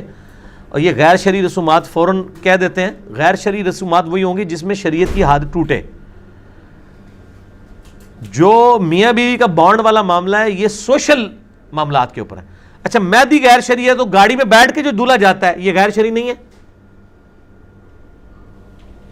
یہ کون سا مطلب حدیث کے اندر آیا ہوا ہے؟ تو کہیں گے دنیاوی معاملہ ہے۔ اور مولوی صاحب جو نکاح پڑھانے کے 5,000 روپے لیتے ہیں اور نکاح رجسٹرار، یہ کون سی شریعت ہے؟ اس کو کوئی نہیں غیر شرعی کہتا۔ غیر شرعی وہی چیزیں ہوں گی جو حرام ہیں۔ یعنی ایک مرد کو آپ اس کے ہاتھ پاؤں میں مہندی لگانا شروع کر دیتے ہیں تو یہ تو ویسے ہی غلط ہے، وہ ویسے بھی لگا لے اس رسم کے بغیر بھی تو وہ غلط ہے۔ عورتوں مردوں کا اختلاط غلط ہے۔ باقی جو کلچرل رسومات ہیں شادی بیاہ کے موقع کے اوپر، ان کے اوپر کوئی قدغن نہیں ہے، اس کے لیے وہ دنیاوی معاملات کے اندر ان چیزوں کو لیا جائے گا، اس میں کوئی ایسی بات نہیں ہے جس کے اوپر آپ شرعی گرفت کر سکیں۔ فیملی تعلقات قائم رکھنے کے لیے مجبوراً، فیملی تعلقات رکھے ہوئے قائم تو اللہ رسول کے لیے رکھے ہوئے نا۔ اگر کوئی یہ بغیرتی کرتا ہے اور مرد و عورت کا اختلاط کرتا ہے تو اس کو سیدھا سیدھا بتا دے اب فیملی کون سی رہ گئی۔ بخاری مسلم کی حدیث ہے کہ تم میں سے اس وقت تک کوئی شخص مومن ہی نہیں ہو سکتا جب تک کہ میں اسے اس کے ماں باپ اولاد سب لوگوں سے بڑھ کر عزیز نہ ہو جاؤں۔ اگر ماں باپ اولاد سب لوگوں سے بڑھ کے عزیز رکھنا ہے نبی علیہ السلام کو، تو اس کا مقصد یہی ہے کہ جو لوگ نبی علیہ السلام کی مخالفت پہ کام کر رہے ہیں آپ ان کی مخالفت پہ اتریں اور ان کو سپورٹ نہ کریں اس طرح کے معاملے کے اوپر، اور جو شرعی حدود کے اندر کام کر رہے ہیں آپ ان کو سپورٹ کریں۔ تو مطلب رشتہ داریاں چھوڑ دیں، یہی رشتہ دار قیامت دن ایک دوسرے سے بھاگ رہے ہوں گے۔ قرآن میں تو یہاں تک ہے کہ انسان کہے گا کہ میری بیوی بچے ماں باپ لے لیے جائے، مجھے چھوڑ دیا جائے، تسی رشتہ داراں پہ روندے ہو بہ کے، تو تے بالکل قریبیاں نے تھوڑا لحاظ نہیں کرنا چاہیے جائے کہ ان چیزوں کو اس طریقے سے بنیاد بنایا جائے۔ ٹھیک ہے جی، آج کے تو سوال ختم ہو گیا، اور کسی کو سوال تو نہیں ہے؟ ٹھیک ہے، میں نے بتا دیا نا میرے بھائی، سنت طریقے میں تو پھر میں نے آپ کو بتا دیا کہ سنت طریقے میں تو پھر گاڑی بھی نہیں ہوگی اور وہ چیزیں بھی نہیں ہوں گی، یہ ساری کی ساری چیزیں کلچرل ہیں۔ اور بعض لوگ سیرا مندی کو بھی کہتے ہیں سنت نہیں ہے، یہ تو اس کا تو تعلق ہی نہیں ہے نا۔ سنت کے ساتھ صرف اس چیز کا تعلق ہے کہ نکاح کا خطبہ ہوگا اور ایجاب و قبول ہوگا حق مہر کی عوض گواہوں کی موجودگی میں۔ اس کے علاوہ جتنے معاملات ہیں، براتیوں کو کھانا کھلانا، یہ کلچرل چیز ہے۔ اس کھانے میں جو کچھ کھلا رہے ہیں، بریانی سنت ہے؟ یہ تو کسی نے سوال نہیں پوچھا۔ کھانے بھی آؤ، دودھ پتی، یہ سارے دنیاوی معاملات ہیں نا، ٹھیک ہے نا جی۔ اسی طریقے سے مسجد میں نماز پڑھنا تو ٹھیک ہے، سنت ہے۔ آپ کو کہ جی قالین، یہ دنیاوی معاملہ ہے، یہ دنیاوی معاملات ہیں، اس میں یہ دیکھا جائے گا کہ منع نہیں ہے۔ دینی معاملات میں دیکھا جائے گا کیا چیز تعلیم کی گئی ہے۔ اب مسجد میں قالین، ایئر کنڈیشن، اسی طریقے سے لائٹنگ، یہ جو مطلب جائز لائٹنگ ہے، ناجائز والی لائٹنگ کی میں بات نہیں کر رہا، فضول خرچی والی، تو بیسک نیڈز ہیں، ٹوائلٹس ہیں، صاف ستھرے وضو خانے بنے ہوئے ہیں، اس طرح کی جو چیزیں ہیں، یا اچھی والی ٹوپیاں رکھ دی ہوئی ہیں مسجد کے اندر، پلاسٹک والی نہیں، اچھی والی ٹوپیاں، تو اس طرح کے معاملات کے اندر تو کوئی حرج نہیں ہے۔ دینی جو رسومات کے اوپر کوئی قدغن نہیں ہے۔ کلچرل چیزوں کو قطعاً آپ تعلق نہ کریں ریلیجن کے ساتھ۔ ٹھیک ہوگا میرے بھائیوں؟ بس ٹھیک ہے، ہاں جی۔ غامدی صاحب کہتے ہیں کہ چاروں امام برحق ہے، وہ اس بنا پر کہتے ہیں کہ وہ کسی مسئلے کا بھی حل پیش کرتے ہیں اجتہاد کی بنا پر۔ آپ ان میں سے جس کے بھی مسئلے کو اختیار کر لیں وہ ٹھیک ہے۔ میں نے جواب دے دیا میرے بھائی کہ کسی کے مسئلے کو اختیار کر لیں وہ ٹھیک ہے، اس طرح نہیں ہے۔ دلیل کی بنیاد کے اوپر چیزوں کو لیا جائے گا نا۔ اگر ایک شخص بغیر دلیل کے یا کمزور دلیل کے اوپر بنیاد پہ وہ ایک دین میں مسئلہ کھڑا کرتا ہے، آپ دیکھیں نا امت میں نقصان پھر اس چیز کا کتنا زیادہ ہو رہا ہے۔ مثال کے طور پہ میں آپ کو بتاتا ہوں کہ بیوی کو ہاتھ لگانے سے وضو ٹوٹ جاتا ہے، یہ امام شافعی نے ایک مسئلہ بیان کیا ہے، اور اس مسئلے کی تکلیف آج تک امت کاٹ رہی ہے۔ جو شافعی ہیں، ہم تو نہیں کاٹ رہے، ہم تو امام بخاری کے ساتھ ہیں کہ امام بخاری نے باب باندھا ہے صحیح بخاری میں، نبی علیہ السلام کی حدیث لے کے آئے کہ سیدہ عائشہ کہتی ہیں حجرہ تنگ تھا، میں سامنے لیٹی ہوتی تھی، نبی علیہ السلام نماز پڑھتے تھے، سجدے میں جاتے وقت میرے پاؤں کو ٹو دیتے تھے, میں پاؤں سمیٹ لیتی تھی, آپ سجدہ کرتے تھے, اس کے بعد جب دوبارہ قیام میں جاتے تھے میں پھر پاؤں سیدھے کر دیتی تھی. اس سے امام بخاری نے یہ باب اس پہ یعنی مسئلہ نکالا ہے کہ عورت کو ہاتھ لگانے سے وضو نہیں ٹوٹتا. ٹھیک ہے جی. اب جو بندہ یہ بتا گیا کہ عورت کو ہاتھ لگانے سے, بیوی کو ہاتھ لگانے سے وضو ٹوٹ جاتا ہے, اس کی تکلیف آج امت کو اس طرح کاٹنی پڑ رہی ہے کہ انڈونیشیا اور ملیشیا کے جو شافعی ہیں زیادہ تر لوگ, آپ ذرا ان کی عورتوں کو حج عمرے پہ دیکھیں, ان عورتوں نے گرمیوں میں بھی دستانے پہنے ہوتے ہیں. وہ آپ یہ نہ سمجھیں انہوں نے پردہ کیا ہوتا ہے, چہرے ان کے کھلے ہی ہوتے ہیں, چہرے کا نقاب نہیں کرتی ہیں, اور پورے انہوں نے ہاتھوں کے اوپر یہاں تک دستانے باندھے ہوتے ہیں. آپ ان سے پوچھیں کیا تکلیف ہے آپ کو, تو وہ کہیں گے چونکہ ہم نے اپنے مرد کے ہاتھ میں ہاتھ ڈالنا ہوتا ہے, تو چونکہ خاوند کو ہاتھ لگانے سے وضو ٹوٹ جاتا ہے, تو اپنا وضو سنبھالنے کے لیے ہم نے یہ جو مصیبت کاٹی ہوئی ہے دستانے والی. تو ہاتھ تو پھر بھی پکڑا ہی ہوا ہے مرد کا, وچ خالی ایک شے ہی آ گئی ہے نا. تو اس کا مطلب یہ پریکٹیکلی جعلی مسئلہ ہے, کیونکہ امت نے ریجیکٹ کر دیا, امت نے دستانہ پہن کے تو وہ یہ کام کرنا شروع کر دیا. اب اس طرح کے جو جعلی مسئلے ہیں, اس طرح کے مسئلوں کا تو غامدی صاحب بھی بہت مذاق اڑاتے ہیں. جب وہ مذاق اڑا رہے ہوتے ہیں تو اس کا مطلب یہ ہے کہ امام حق پہ نہیں ہے وہ اس مسئلے میں, ورنہ تو خود عمل کر رہے ہو نا. وہ خالی نہ صرف ان چیزوں کو غلط کہتے ہیں بلکہ ان کا مذاق بھی اڑاتے ہیں کہ یار کتنی فضول سا مسئلہ ہے یہ. ٹھیک ہے نا جی. تو اس قسم کے یعنی مسائل جو بیان کرتے ہیں. اسی طریقے سے آپ دیکھیں کہ خون نکلنے سے وضو والا مسئلہ ہے. ٹھیک ہے جی. 93 نمبر روایت ہے ابو داؤد کے اندر کہ ایک صحابی کو یعنی وضو کے دوران یعنی نماز پڑھنے کے دوران تیر لگ گیا, ان کا خون نکلتا رہا, اور اسی حالت میں انہوں نے نماز مکمل کی ہے. نماز نہیں توڑی ورنہ وضو ٹوٹ جائے. ایک بندے کا اگر نماز کے دوران پیشاب نکل جاتا ہے تو کیا نماز جاری رکھے گا؟ وہ نماز ٹوٹ گئی. ایک بندے کا خون نکل رہا ہے, نماز ٹوٹ گئی, اور دوسرے ساتھی اس کو کہتے ہیں تم نے مجھے جگایا کیوں نہیں؟ ان کا میں نے ایک صورت شروع کر لی تھی, میں نے کہا میں اس کو مکمل کر کے نماز مکمل کروں. یعنی کوئی شرعی عذر بھی نہیں تھا اس کے اوپر, دوسرے بندے کو بلا سکتا تھا. اس نے نماز مکمل کی. آپ علیہ السلام نے نہیں فرمایا کہ تیرا وضو ٹوٹ گیا تھا. تو خون نکلنے سے وضو نہیں ٹوٹتا. اس مسئلے میں امام شافعی کا موقف ٹھیک ہے کہ وضو نہیں ٹوٹتا. امام حنیفہ کا غلط ہے, اور امام بخاری کا بھی یہی موقف ہے کہ خون نکلنے سے وضو نہیں ٹوٹتا. امام ابو داؤد نے بھی یہی موقف اڈاپٹ کیا ہے. اور یہاں پہ وہ مذاق اڑا رہے ہوتے ہیں جی کہ جی وہ لوگ جو ہیں اپنی مرضی کا دین لیں گے, جب ان کا بیوی کو ہاتھ لگانا ہوگا تو وہ حنفی بن جائیں گے, جب وضو توڑنا ہوگا تو شافعی بن جائیں گے. نہیں بھئی, ہم محمدی بنیں گے ہر مسئلے میں. نبی علیہ السلام نے ہر چیز کھول کے بیان کی ہے, مضبوط روایتیں لے کے پھر اگلی بات کریں گے. فضائل نماز والے چیپٹر میں یہ واقعہ نقل کیا ہے.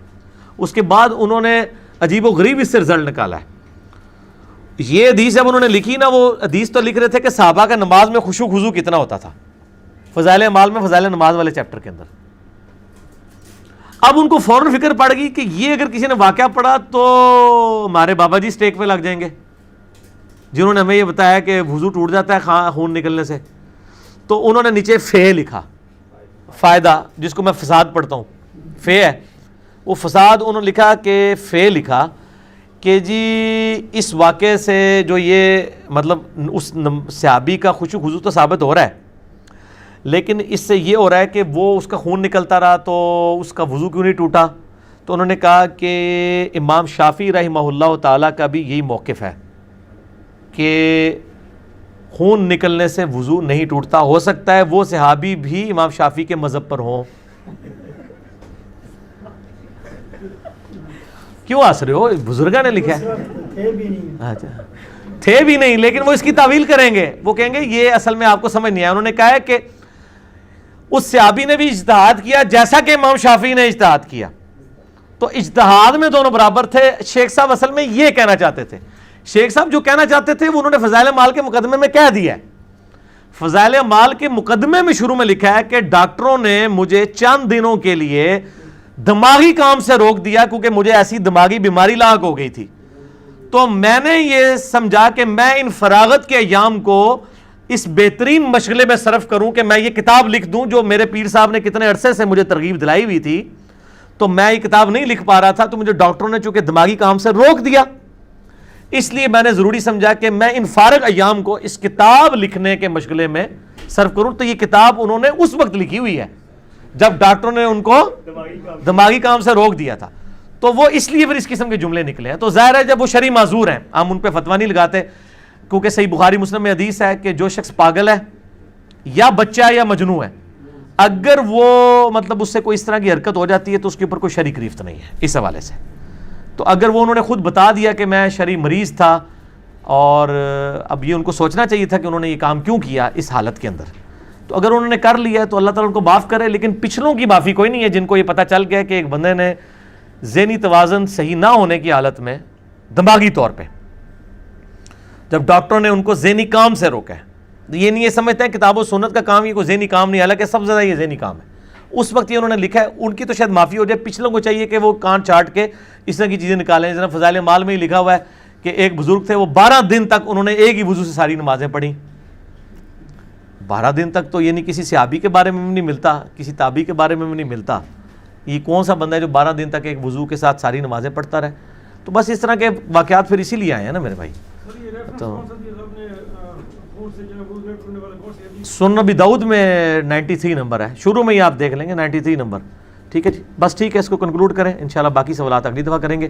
سبحانک اللہم و بحمدک اشہد ان لا الہ الا انت استغفرک و اتوب الیک وما علینا الا البلاغ المبین. جزاکم اللہ خیر.